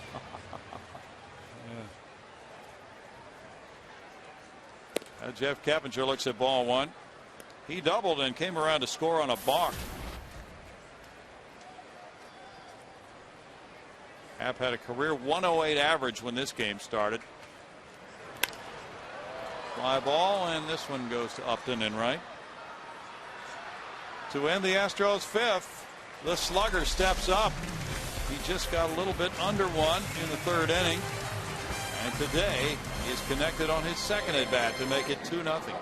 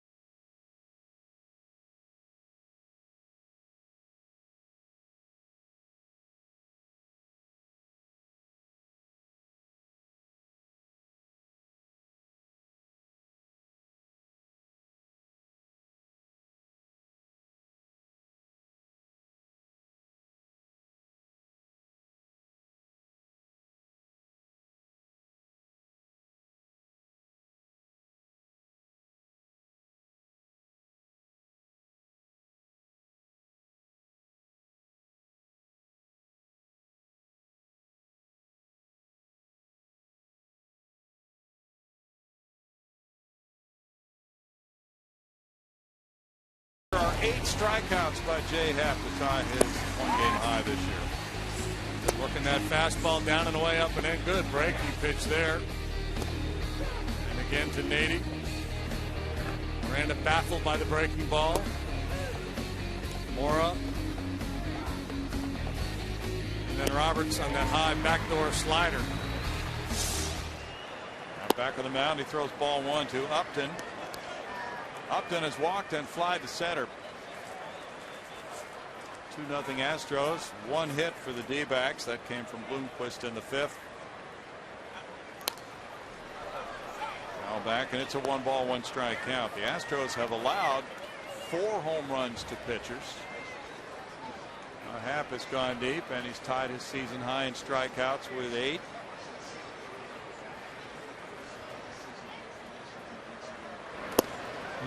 Nice changeup. That's the slot right there.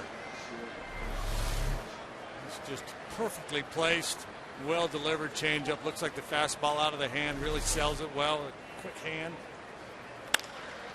Line, and Michael Bourne is backing deep in center field. Over him at Uptow's hill.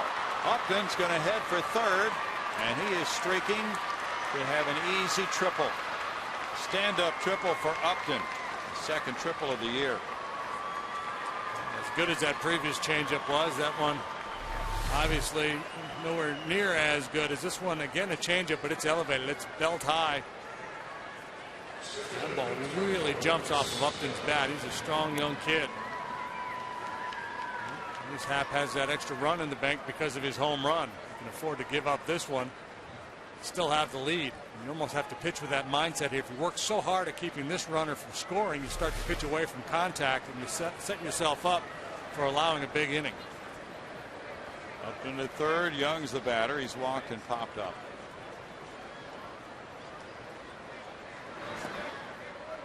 Ball 1 to Young. After Young, Nady and Miranda combined, they've struck out all 4 times they've been up today.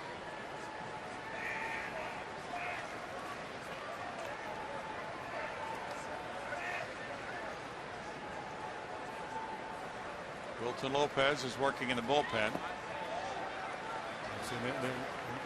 Again, this is the danger of if you get too consumed with that runner on third and you start to pitch away from contact because you're trying to be so fine, you put yourself in jeopardy of walking hitters or having to give in a hitter's count to a dangerous hitter. And Chris Young certainly is that.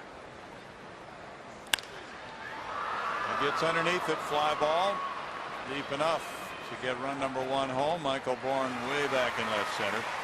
Young gets the sac fly. 29th run batted in. It's 2-1 Astros.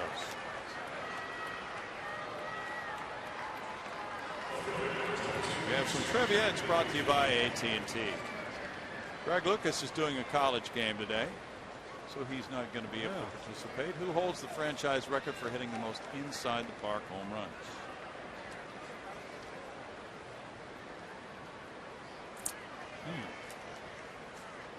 Well, Cesar Cedeno comes to mind. Yeah, certainly he would be one of the first guesses. Ball 1 to Nady is struck out both times. Anytime you talk about franchise record, you have to throw Biz's name into the conversation. True, he had some.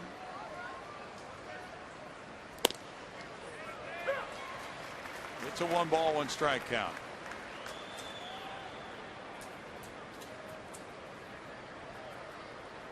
I mean, I'm guessing 3, right? I mean, does anybody have? You don't hit a lot of those. Like that. No. Number 4, we're told. Fly ball right. Hunter Pence backing on it, up for the catch. 2 outs.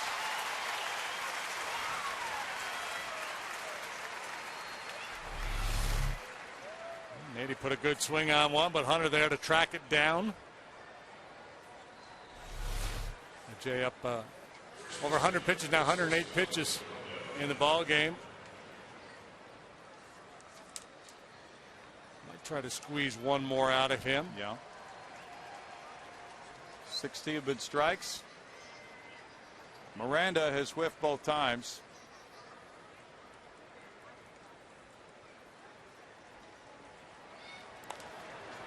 Popped up, but out of play.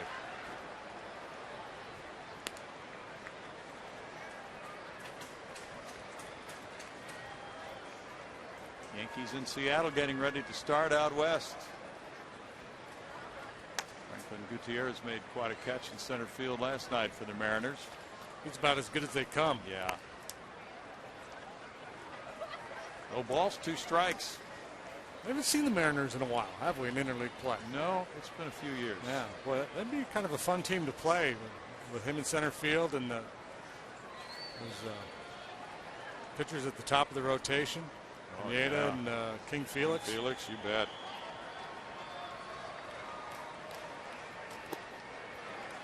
One and 2 to Miranda. Ichiro always gets people excited. He sure does. He's been a huge draw down through the years. They got Miranda last time with a off-speed breaking pitch to finish him off. They also tried to work him up and in with a fastball, and looks like they're going to go up here. In the air, and shortstop Clint Barmas is back. In the 6th inning, it's 1 run, 1 hit for the D-backs. The Astros lead at 2-1.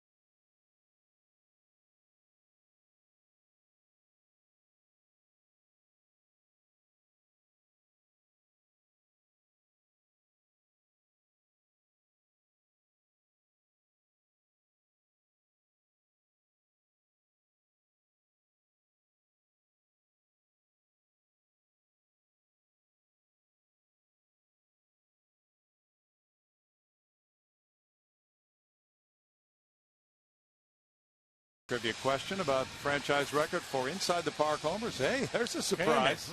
Ken Caminetti with 4. Good question. 2-1. The Astros lead it. They also lead in hits 3-2. Hunter Pence has one of those hits. He fouls that one. There's strike 1. He singled to right in the 4th inning to extend his hitting streak to 10 games. Cammy ran pretty well when he first came to the big leagues. D-backs trying to squeeze one more inning out of Josh Colmenter. He's at 93 pitches. It's no balls, 2 strikes. He's due to bat 3rd in the 7th inning.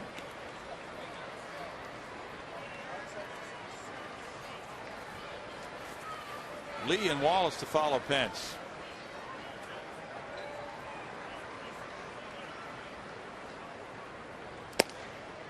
It's up for ball 1. The Astros with just 3 hits in the ball game. Jay Happ's home run, the difference right now. Keppinger hit a leadoff double in the 4th. That was well struck. Hunter's base hit was just kind of a soft little liner to right.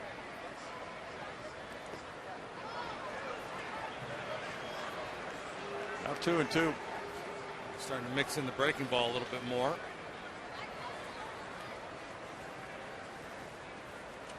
Colmenter in another tight ball game. He beat the Dodgers 1-0. He beat Atlanta 2-1.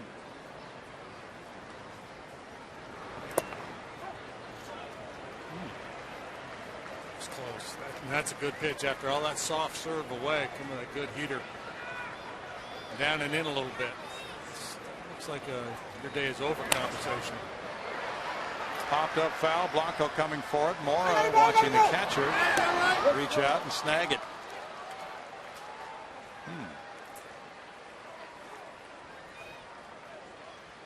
Third baseman just put on the brakes and let the catcher handle it. Not an easy play for a catcher. No, and he wasn't sure where he was. You could tell the way he stopped and reached. He thought he was a little bit closer to the dugout than he really was. He had another step or two to go. Prior to that, we saw him wave more off. Not an easy play, but it's a tougher play if you got somebody in your peripheral vision coming into the play and you're not sure they're going to run you off the ball or not.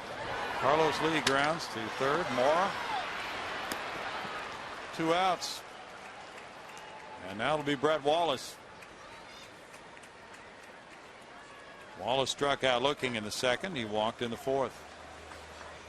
The Astros received a run on a balk in that fourth inning, and then Happ's homer in the fifth made it 2-0, but the Diamondbacks got a run right back in the sixth.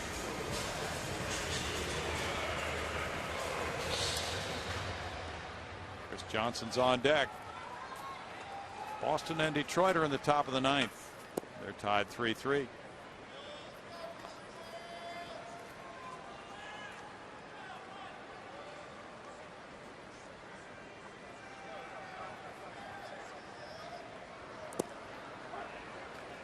Two 2-0 to Wallace. Wilton Lopez, he's had plenty of time to get loose in the Astros bullpen.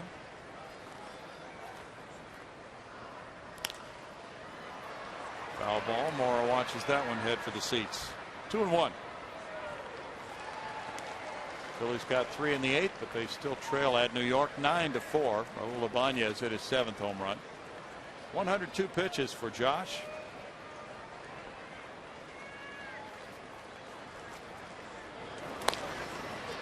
Wallace fouls it. Over to Bobby Meacham. Keep my head against the wall here all afternoon trying to think of somebody who reminds me of Holmenter.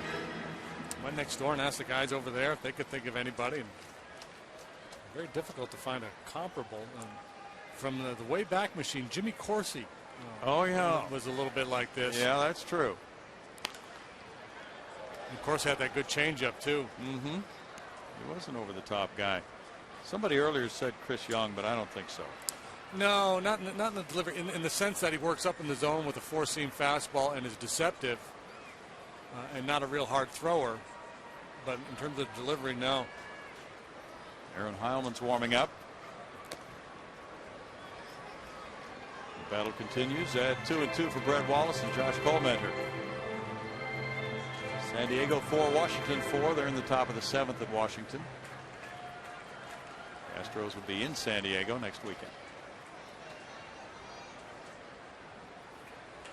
Not a bad place to be.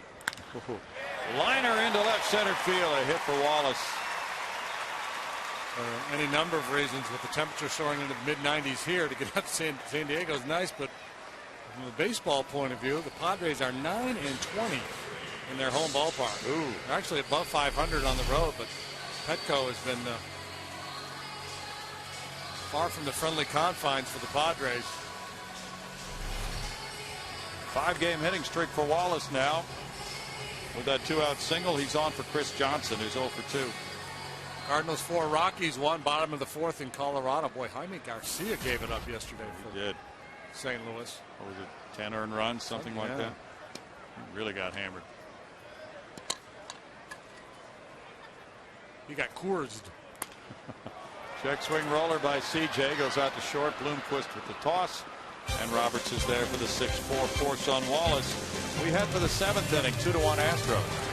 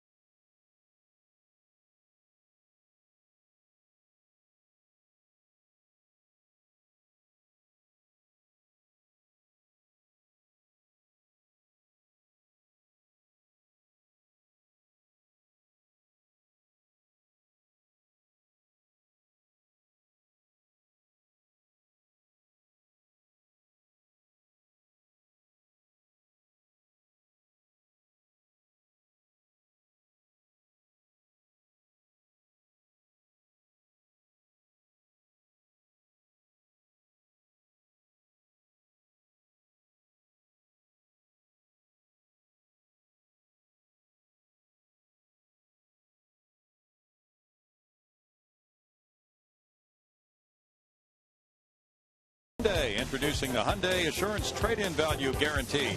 See your Hyundai dealer for details. 2-1 ball game here in hot Houston on a Sunday. Oh, here we go. And the cotton candy. Blackmail is still on. Whatever you do, don't tell Mom about. Remember when I jumped over you there in the first inning? And yeah. You were crying? Don't tell Mom. You want some cotton candy? Here, I'll even hold it for you. Oh, it's forgotten. Wilton Lopez, meanwhile, comes in oblivious to what's happening over there. He's 1-2 with a 2.75 ERA. Well, here we go into the late innings. 1-run ball game. Lopez kind of been up and down. But still the numbers pretty solid. The walks, though, are the most concerning thing. He walked just 5 all of last year, 10 already this year in less than 20 innings. Melvin Mora the first to face him, and that's ball 1 up, and that's the thing to watch for with Wilton. Getting the ball up a few times recently, and he pays a steep price when that happens. And he lived below the knees last year. And every now and then would elevate. He has enough fastball to do that. But when he's consistently up, you know something's not right with his delivery. Got his second blown save and loss Friday night. Fly ball heads for the left field corner. Carlos Lee comes over, tracking it, and it goes back out of play. 2 balls and a strike. Lopez came in with a 6-4 lead in the 7th inning Friday night. Gave up 3 hits, 2 runs.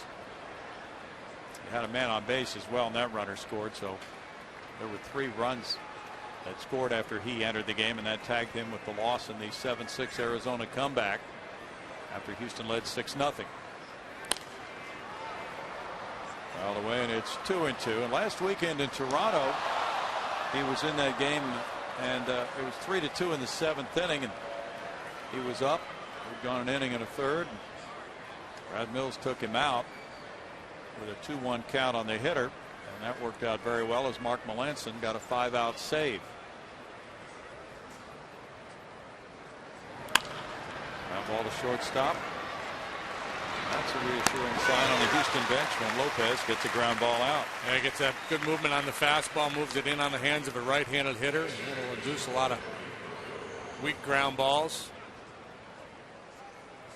This is the second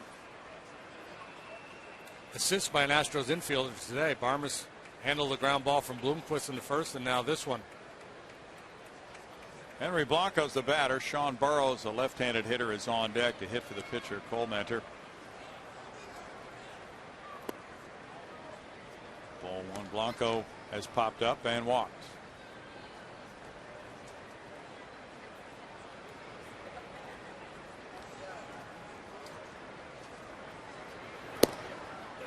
It's a 2-ball, no strike count. Lopez, a very important man in the Astros bullpen scheme last year. He was the 8th inning guy, and he's been that most of the time this year, but spent some time on the disabled list with elbow trouble. And goes out of play. 2 balls, 1 strike. Astros relievers have a 4.63 ERA, 7 saves, and 12 blown saves.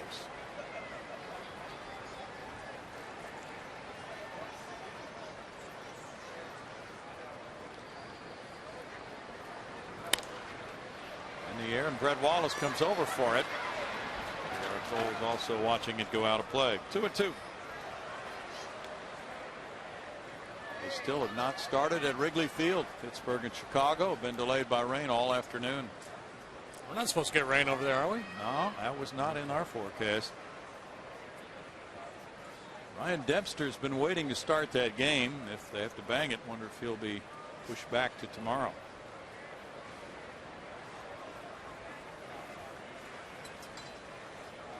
Suspect he would be. Bad roller. Let's see. We're down for Rodrigo Lopez tomorrow. And then Zambrano and then Doug Davis.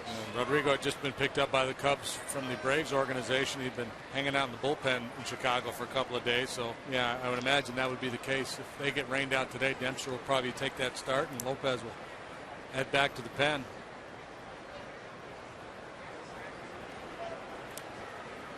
And ARI Rodriguez for the Astros tomorrow. That's going to be fun to watch because he's really coming along nicely. Last couple of starts, really pitching well. Seems to be gaining in confidence. His precision is better. Ground ball through the left side. Blanco is on. That's hit number 3 for the D-backs. And the pitcher spot comes up with Sean Burroughs ready to pinch hit. The Diamondbacks run here for Blanco, who represents the tying run. He's slower than dial-up, so certainly if he gets into scoring position, they'll run for him, but they may wait. Burroughs has been announced. No move at first base. Yeah, they might wait till he gets over to second if he does. Burroughs is 2 for 8 as a pinch hitter. And he's had 11 at bats overall. Had a 5-year absence from Major League Baseball. He's made a very nice comeback. He was hitting for a high batting average at AAA this year.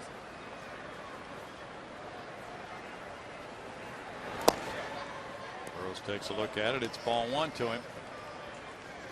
He grounded out last night as a pinch hitter. But Friday he had a pinch single in the 8th inning.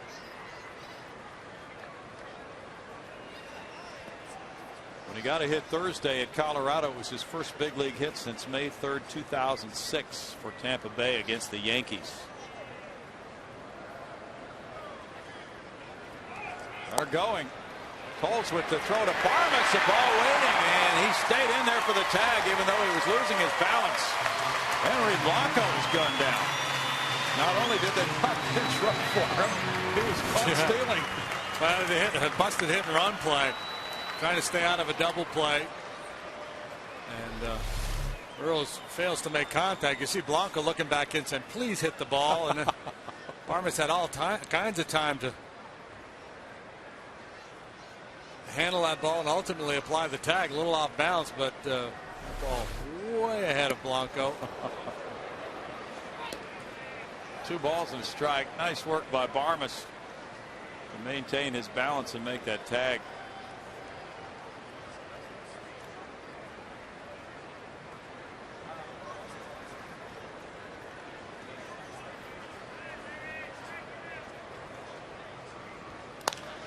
Ground ball goes to Wallace. And in the 7th inning, it's no runs, a hit, nobody left. God Bless America comes your way next from Minute Maid Park in Houston, Texas. It's 2-1 Astros. As part of this season's Home Sweet Home program, the Astros and Budweiser are proud and honored to be able to welcome to this afternoon's game service members who have recently returned home from overseas deployment. We salute you.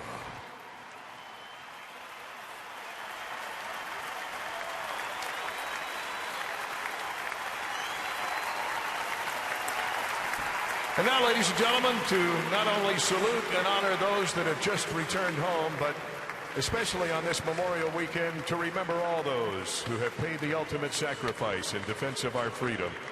Please join us and Joe Prince for the singing of God Bless America. God bless America, land that I love. Stand beside her and guide her through the night with a light from above. From the mountains to the prairie to the oceans wide with foam.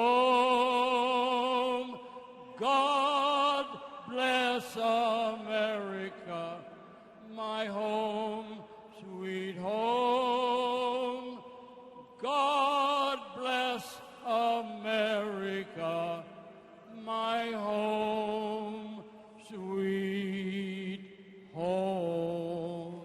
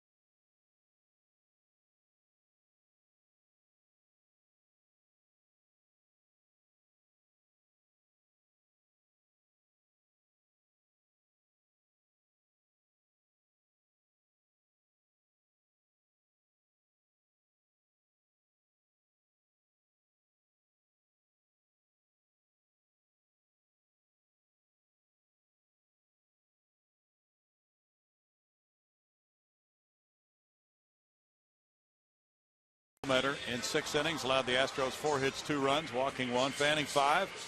And now it's Heilman with a 3-0 record, but a high ERA. JD. Oh man, 8.62. And, well, 4 home runs and a high batting average against.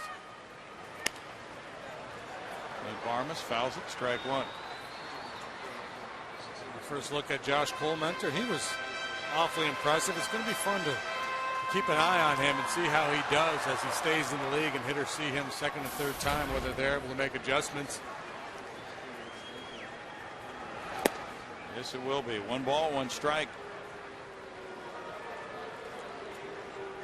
Heilman, the big righty out of Notre Dame. He's been in the league for a few years now. Came up with the Mets in 2003.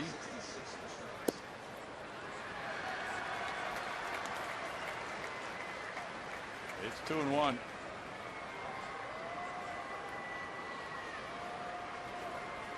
pitched Thursday in Colorado. And that one's in the zone for a 2-ball, 2-strike count. Retired all 3 batters he faced in that game, but high ERA due in part to allowing 6 earned runs in the game against the Cardinals April 13th. And he gets a reaching swing from Clint Barmas to open with a strikeout. You could save over 50% on Astros baseball this season with Price Matters Days presented by HEB.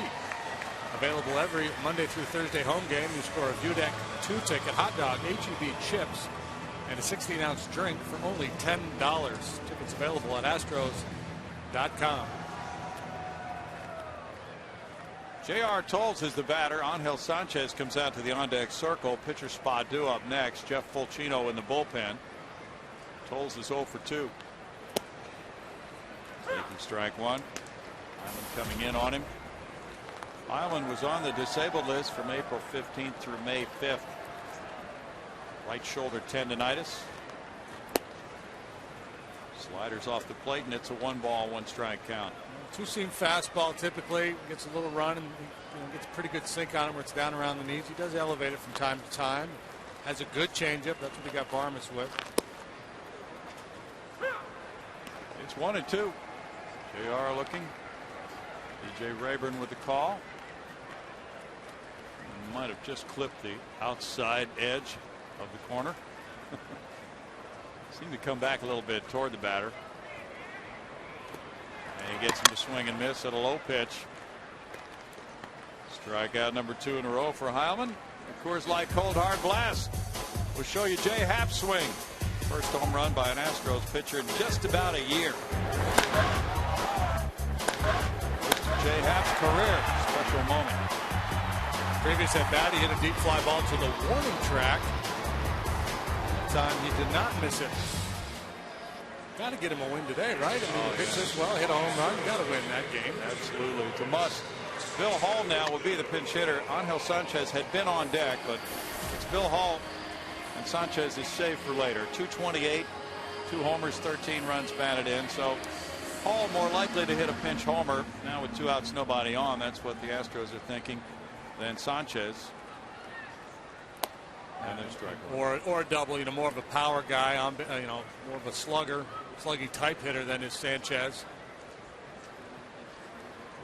Ball's 3 for 9, a couple of strikeouts against the big Heilman. Hall has one of the Astros' 2 pinch homers this season. 1 ball, 1 strike. As a pinch hitter, Bill 1 for 2.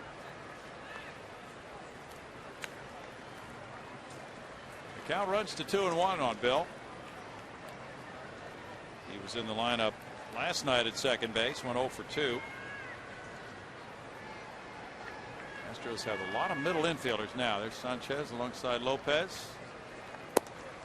Wilton in 1 inning allowed 1 hit and no runs. He had no walks, no strikeouts. That blown hit and run really cost the D-backs in the top of the inning.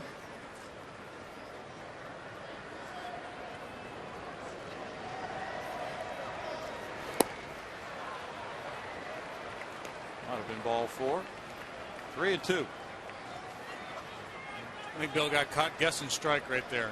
In the situation, 2 outs, nobody on. He's thinking, I'm looking for something. I'm going to try to inflict some damage on 3-1. Heilman with a strikeout. Strikes out the side in the 7th, and it's 2-1 Astros through 7.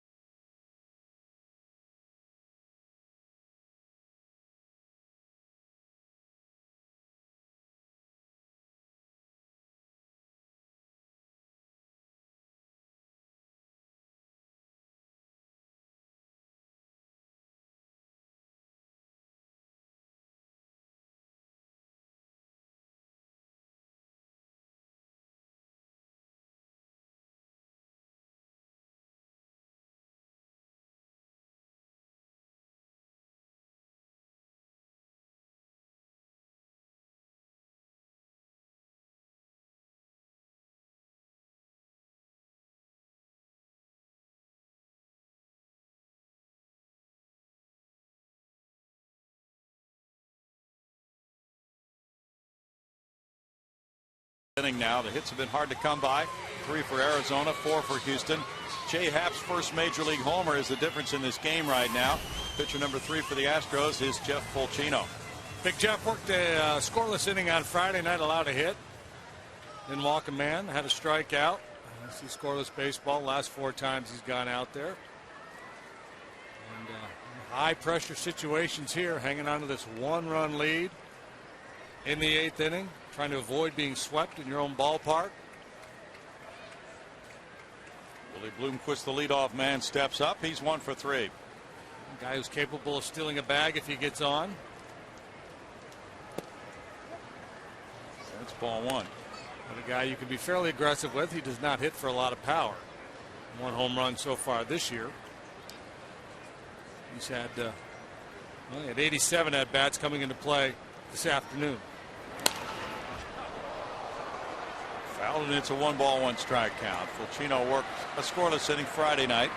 He's had 4 straight scoreless appearances now, and moved himself up in the order. Esmerling Vasquez is warming up for the D-backs to this 8th inning spot with a 1-run lead. It's a promotion for Jeff, if you want to call it that. 1 ball, 2 strikes. Tougher spot.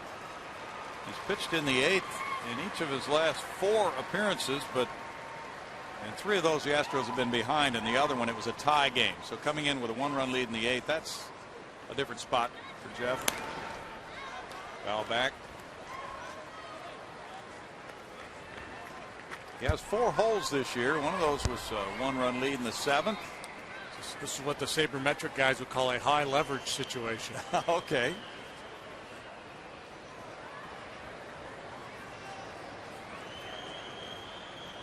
Roberts and Upton to follow. Strike 3 looking.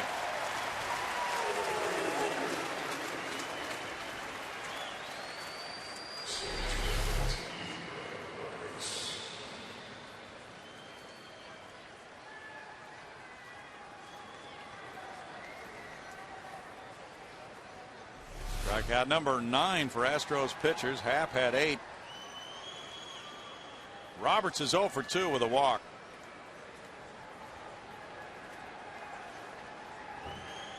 Ball 1 to Roberts. Tampa Bay blank Cleveland 7-0 at Tampa Bay. Jeremy Hellickson won it. He's 6-3, beating Justin Masterson. the corner, and it's 1-1. Jeff, 94, 95 miles an hour with that four-seam fastball. He's given up 3 home runs this year, a couple really big ones, costly ones. Line shot to center for a hit. Roberts singles his way on. Hit number 4. And it's Justin Upton. Upton tripled in the 6th inning and came around to score on a sac fly. Escalona working in the Astros pen to potentially neutralize any lefties that the Diamondbacks may send up there to hit. Who's managing this club anyway? Gibson's being gone. Well, we think it's Alan Trammell. Yeah.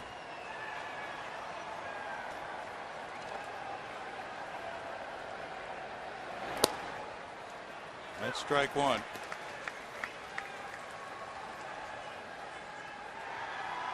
The Mets beat the Phillies 9-5. Jonathan Neese going to 4-5 with a win. Charles Nagy, the pitching coach, on the right, and Alan Trammell has the card there. He's the bench coach. Former Major League skipper. In fact, Kirk Gibson was a coach when Trammell managed Detroit, so they have flip-flop roles now.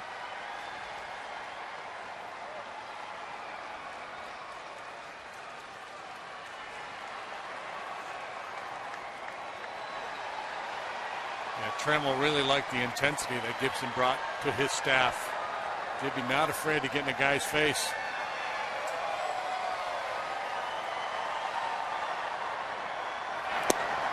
Well, that looked like a pretty good pitch, but it's ball 1. And several of those today for DJ Rayburn. That's just not in his strike zone.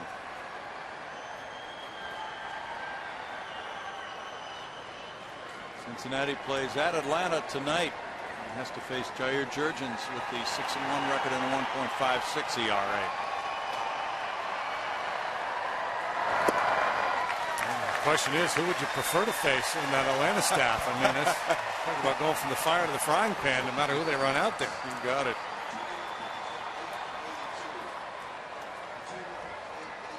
$21,882 is the paid attendance here at Minute Maid Park today.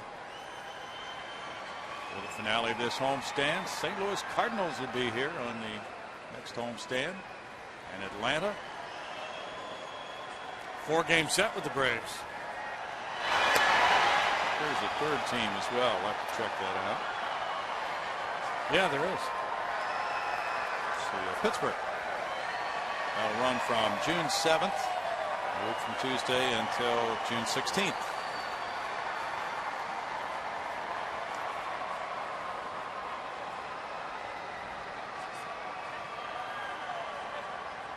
Runner going. Throw from Tolles. Not in time. Upton took strike 3. We're out number 2, and it's a 2-out steal as it turns out. Roberts getting second base with his 8th stolen base. Big strikeout day for the Astros staff. This time they do get the call on that inside corner fastball.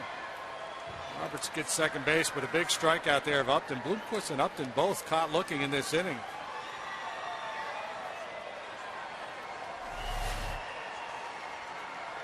Now Bloomquist clapping his hand, or Roberts clapping his hands as the cleanup hitter Young comes up. Young is 0 for 1 with a sac fly and a walk.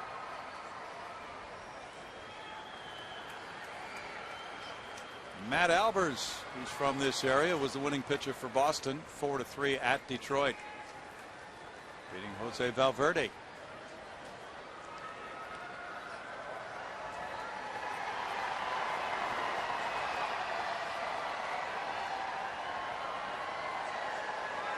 Mark Melanson and Sergio Escalona are doing the bullpen work.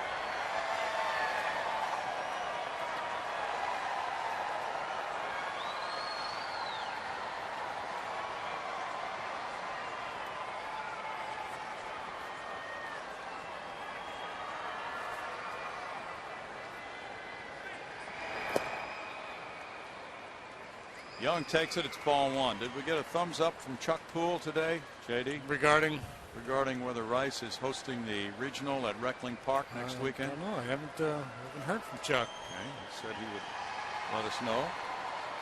They were waiting to hear. Chuck is on his computer right now. No, he's actually working. We caught him working. Just a bit outside and low. 2 balls and no strikes. You know, you don't want to put the go-ahead run on base, but you don't want to give in here to the middle of the strike zone with Chris Young on 2 balls, no strikes. You've got to make a pitch, flip a corner, come with an off-speed pitch. Yeah, that number 2 that was called the ball, that'd be worth another shot again right down there. Sure would. Looks like that's where JR wants it, but it runs inside. Now 3-0.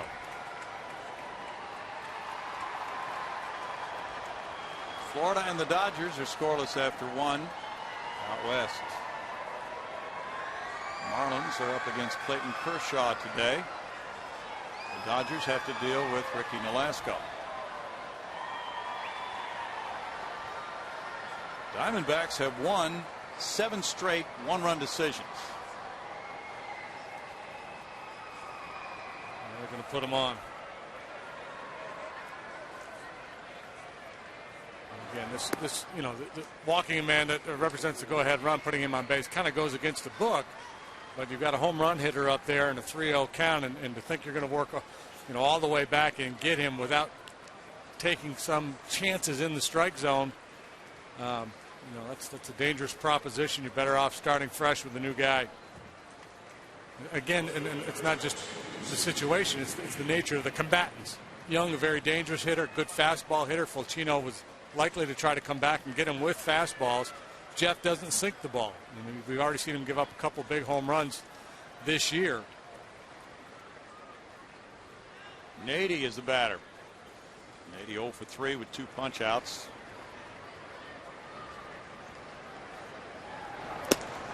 Well, and Trammell stays with him rather than sending up a left-handed pinch hitter, and he has those hitters we talked about earlier, but also Escalona's been warming up, the Astros lefty. Lefty hitting Miranda's on deck.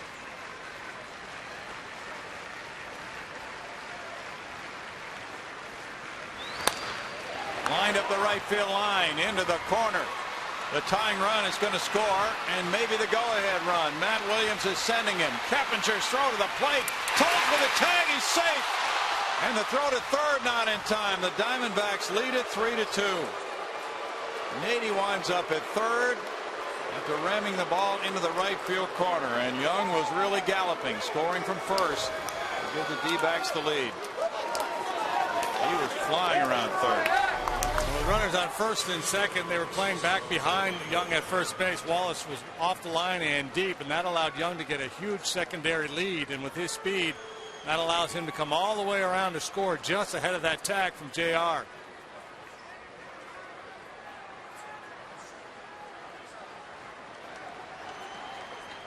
On deck hitter Miranda did a nice job telling him which way to slide. Actually, it was Roberts. Yeah, he got in there ahead of the throw. Good call. Nady went all the way to third, and now it's the lefty Escalona coming in. Arizona 3, Houston 2. Back in a moment.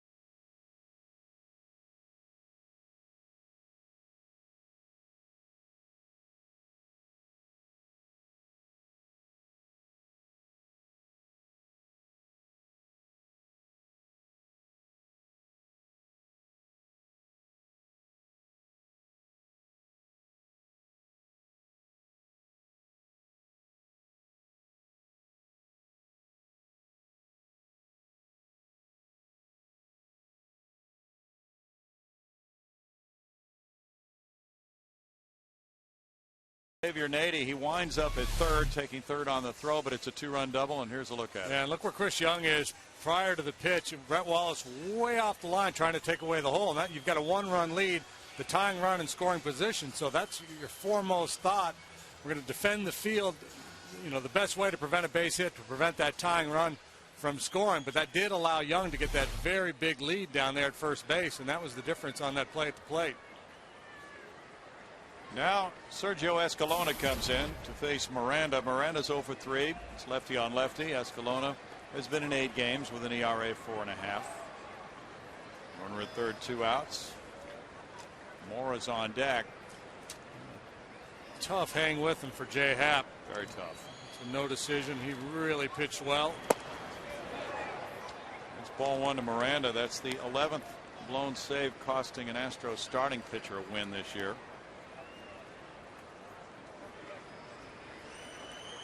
Happ did a very, very good job today.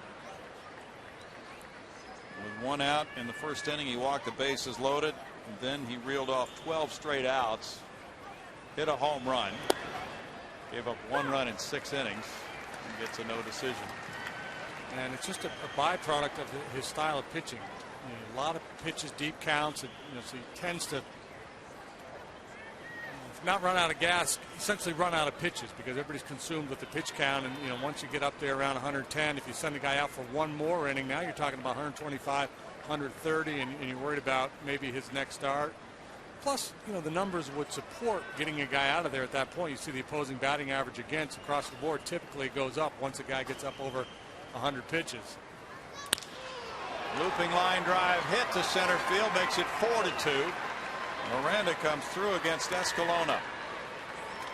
And Arizona's 3rd run of the inning comes home. 15th run batted in for Miranda. The Astros have had a number of games this year where they've gotten away late, not just giving up leads, but not able to stop the bleeding, so that the opposition is able to play add-on and making it that much more difficult to come back yourselves. D-backs have rallied. They're up by a couple, and now it's Mora batting. Mora's 0 for 3.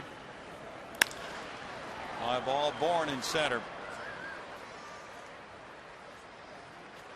And now the Astros are trailing after the D-backs got 3 on 3 hits. Left a man. It's 4-2 Arizona.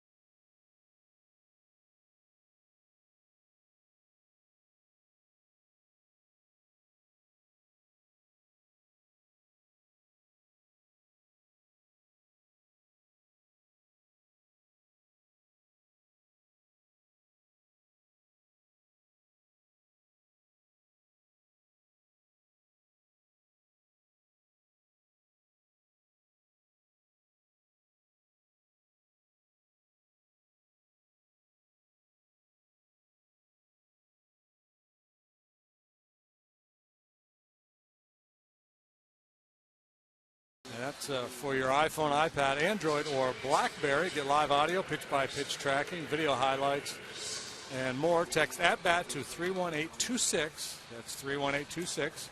Or visit Astros.com. Never mind that Facebook and that Angry Birds. Put the ball game on. David Hernandez, who is this 8th inning type guy for the D-backs, comes in with a lead.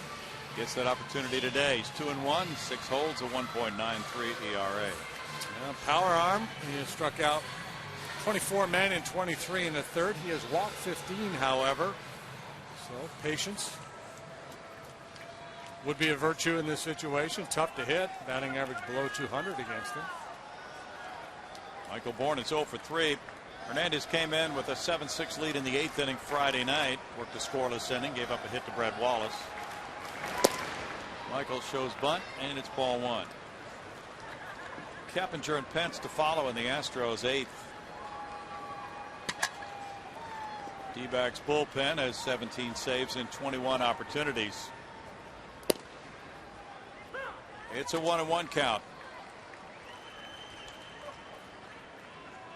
Hernandez got his first save on Thursday at Colorado when the closer J.J. Putz needed a day off. Putz. 1 and 2. Putz has been one of Putz this year. He's been awfully good. He has not blown a save all season. He'll have the 9th.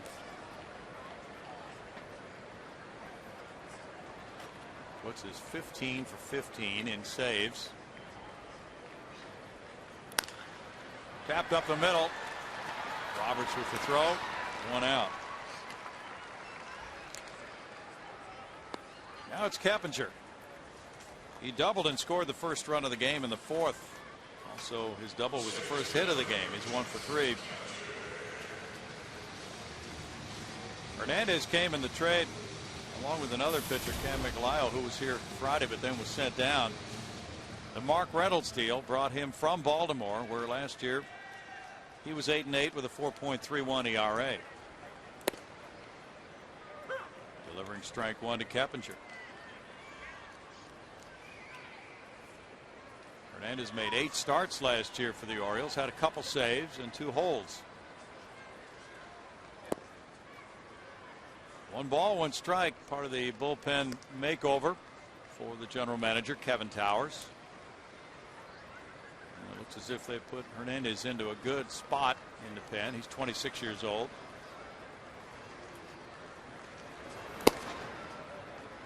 Two balls, 1 strike. San Diego just got a run in the top of the 9th. Padres still batting, leading now 5-4 at Washington. Way up, and it's 3-1. Angels are scoring in the 9th. They have 1 run home, still batting with a 6-3 lead at Minnesota. And Ariel Del Rosario is working for Houston.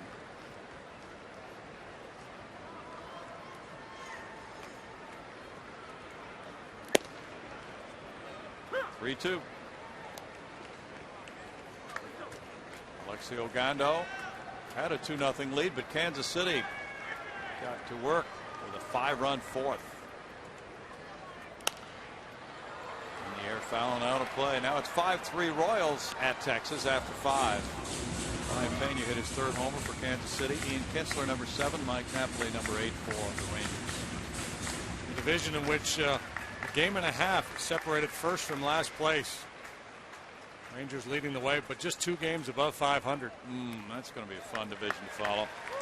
Keppinger works a walk. The 2nd walk of the day for Arizona pitching. Swinging the bat away from the tie ball game.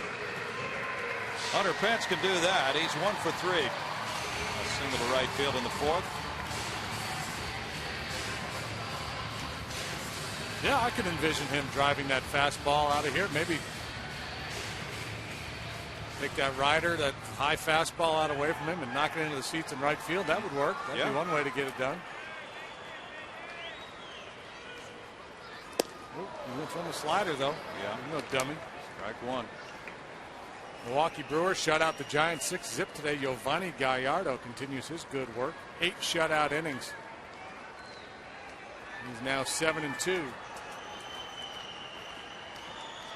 Going to be a club to watch here in the month of June, Milwaukee.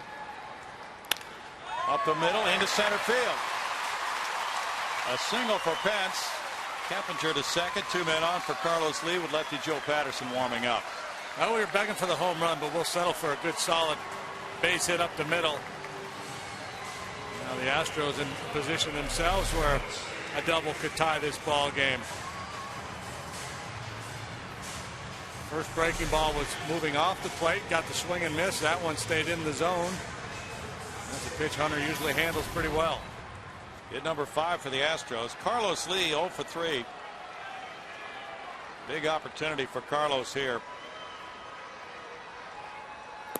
Diamondbacks got him out in a key situation in the 4th. Runners at first and third. Nobody out on a 3-0 pop up to first base.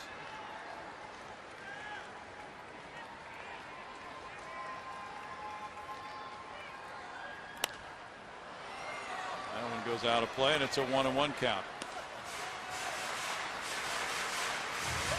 St. Louis 4, Colorado 1, top of the 7th inning at Coors Field. Colby Rasmus hit his 4th.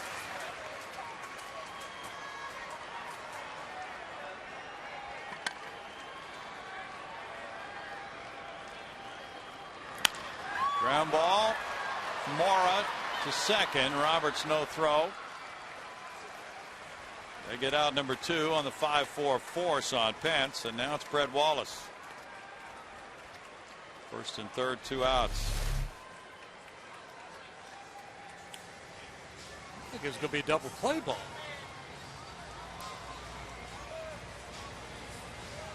What do you think happened? I don't know. That's what I'm trying to figure out. I don't know if Roberts just felt Pence coming and didn't think he was going to be able to make the turn, so he abandoned ship and just thought about maybe making the throw to third base. If Keppinger took a big turn, if he forgot who was going down the line at first. That gives Wallace a chance to hit, and he singled to right in the 8th inning Friday night off Hernandez. There's a looping single in front of Upton. Today he's 1 for 2 with a walk.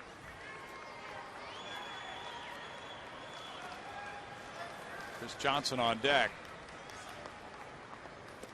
This one gets by, but only the runner at first can advance. It kicked right back to Blanco, and that meant Keppinger could not risk coming home.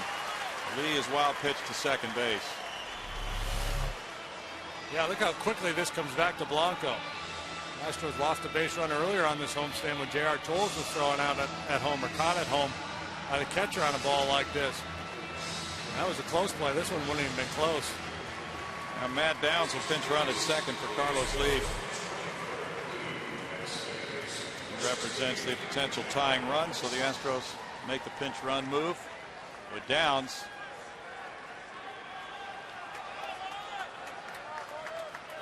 And now a well-placed Wallace hit could tie it.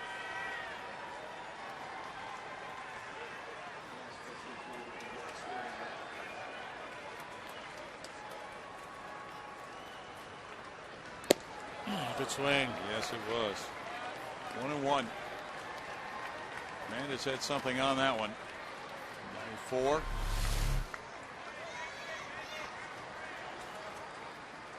And it had a little hair on it.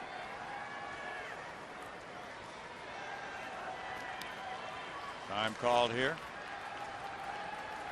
4:14 for Brett after the 7th inning.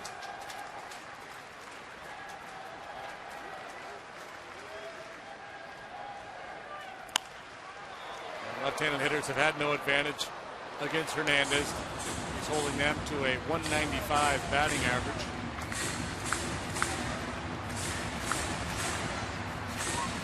Well, just looking at a guy like Hernandez, we've seen him twice now in 3 days. Undrafted free agents, kind of hard to figure. He must have picked up a lot since he signed with Baltimore.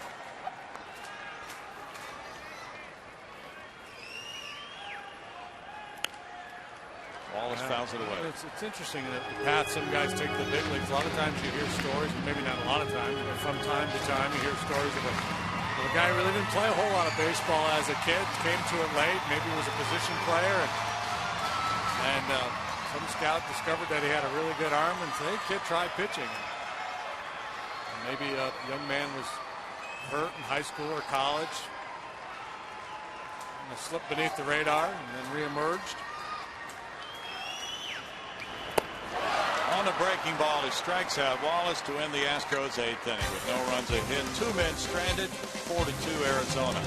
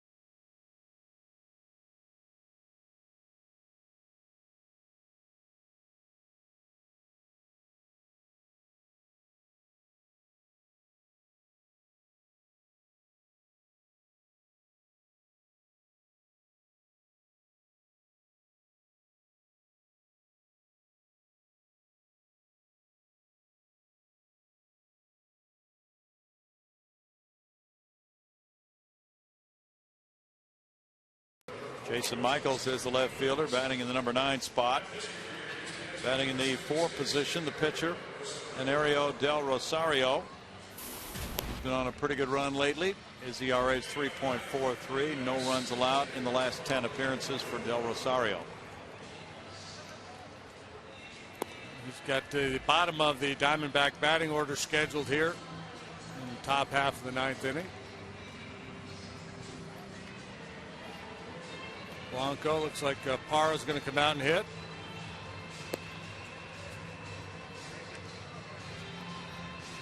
Leadoff man Bloomquist will be third.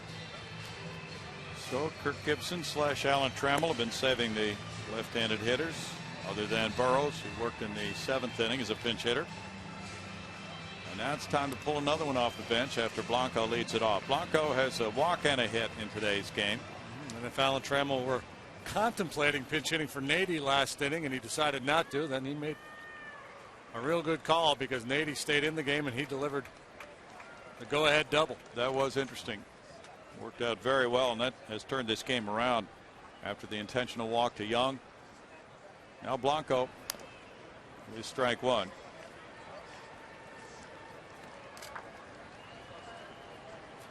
Parra on deck, and Bloomquist due up third in the inning.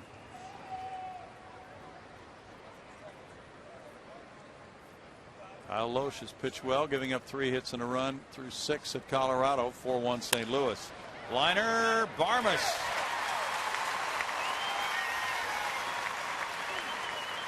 And ball moved back the other way on him and probably knuckling.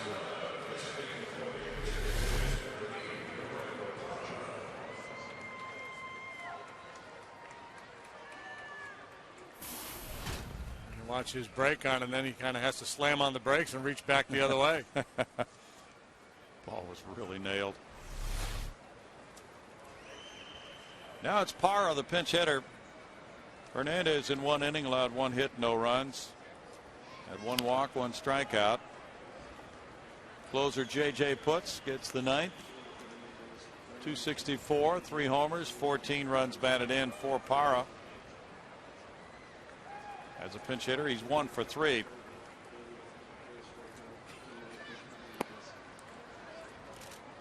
Del Rosario misses, and it's a 1-ball, 1-strike count. Fulcino at 2/3 of an inning allowed 2 hits, 3 runs, walking 1, fanning 2. Escalona 1/3 of an inning, 1 hit, no runs with no walks or strikeouts. Liner, short hop play this time for Barmas. He is Del Rosario's man. 2 outs.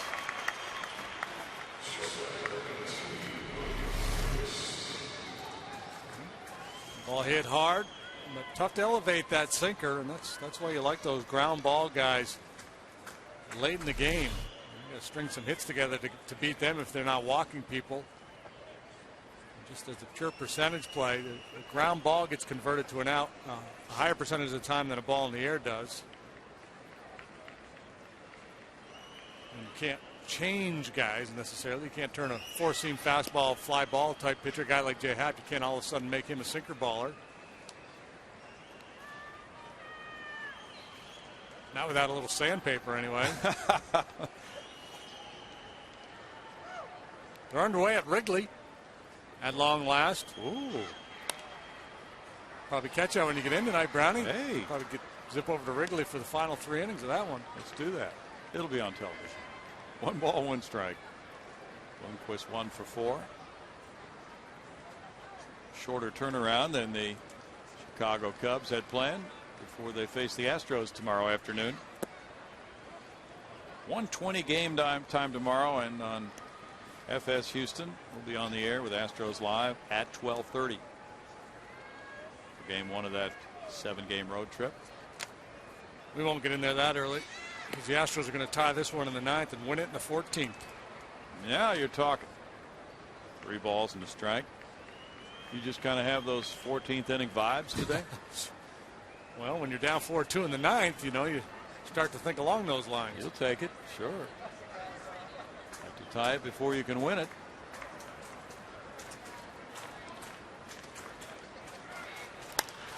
Fly ball heads for Hunter Pence in right. Del Rosario's a 1-2-3 night. The Astros will go to work in the bottom of the ninth, trailing by 2. Johnson.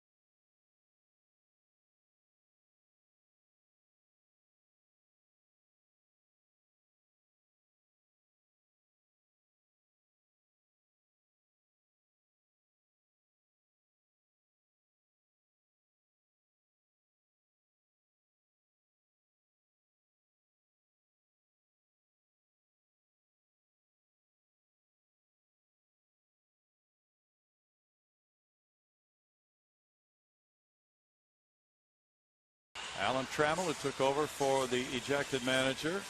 Kirk Gibson goes with Gerardo Parra in left field. He pinch hit for the pitcher. Now he's staying in to play left in the number 9 spot on the order.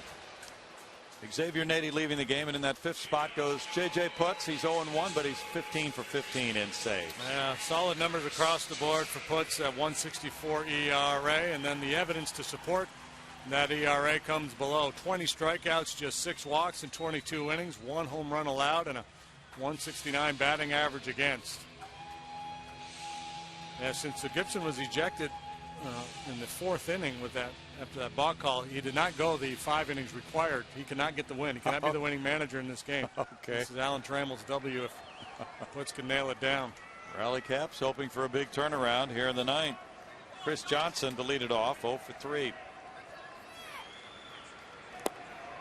Looking at ball 1 from Putz. Putz saved the 7-6 win Friday night with 1 scoreless inning. He walked Hunter Pence, who then stole a base, but J.J. was able to get through that one for save number 15. Fly ball, Upton backing, still backing right on the track. 1 out for Putz. Jay did not miss that one by much. But he didn't get enough of it, and Putz has got 1 quick out. He's gotten saves in his last 6 appearances. Been on quite a roll. A lot of clean innings, too, in that stretch. 1, 2, 3, 4. Let me see. In his last 5 outings, he's not allowed a hit, just 1 walk. Yeah, he's faced the minimum 3 batters in 6 of his 15 saves. Clint Barmas has struck out all 3 times. And looking at his game log here, and a lot of them are 1-run ball games too. He hasn't been in a lot of easy situations. The D-backs have played 20 1-run games. They're 13-7. He also hasn't been subjected to coming into a game with men on base either. It's always to start an inning. Makes it a wee bit easier. That's a strike, and it's 1-1. Putz is tied for 2nd in the majors with his 15 saves. And his streak is the longest active and 2nd longest behind Leo Nunez, who had 18 straight. Ground ball 3rd. Mora. 2 outs. Arizona an out away from sweeping this 3-game series.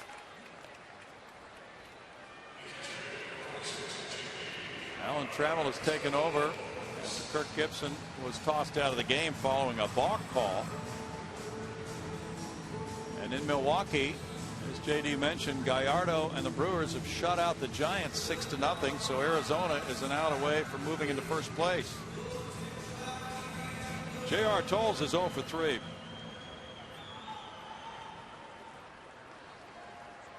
Shades of 2001.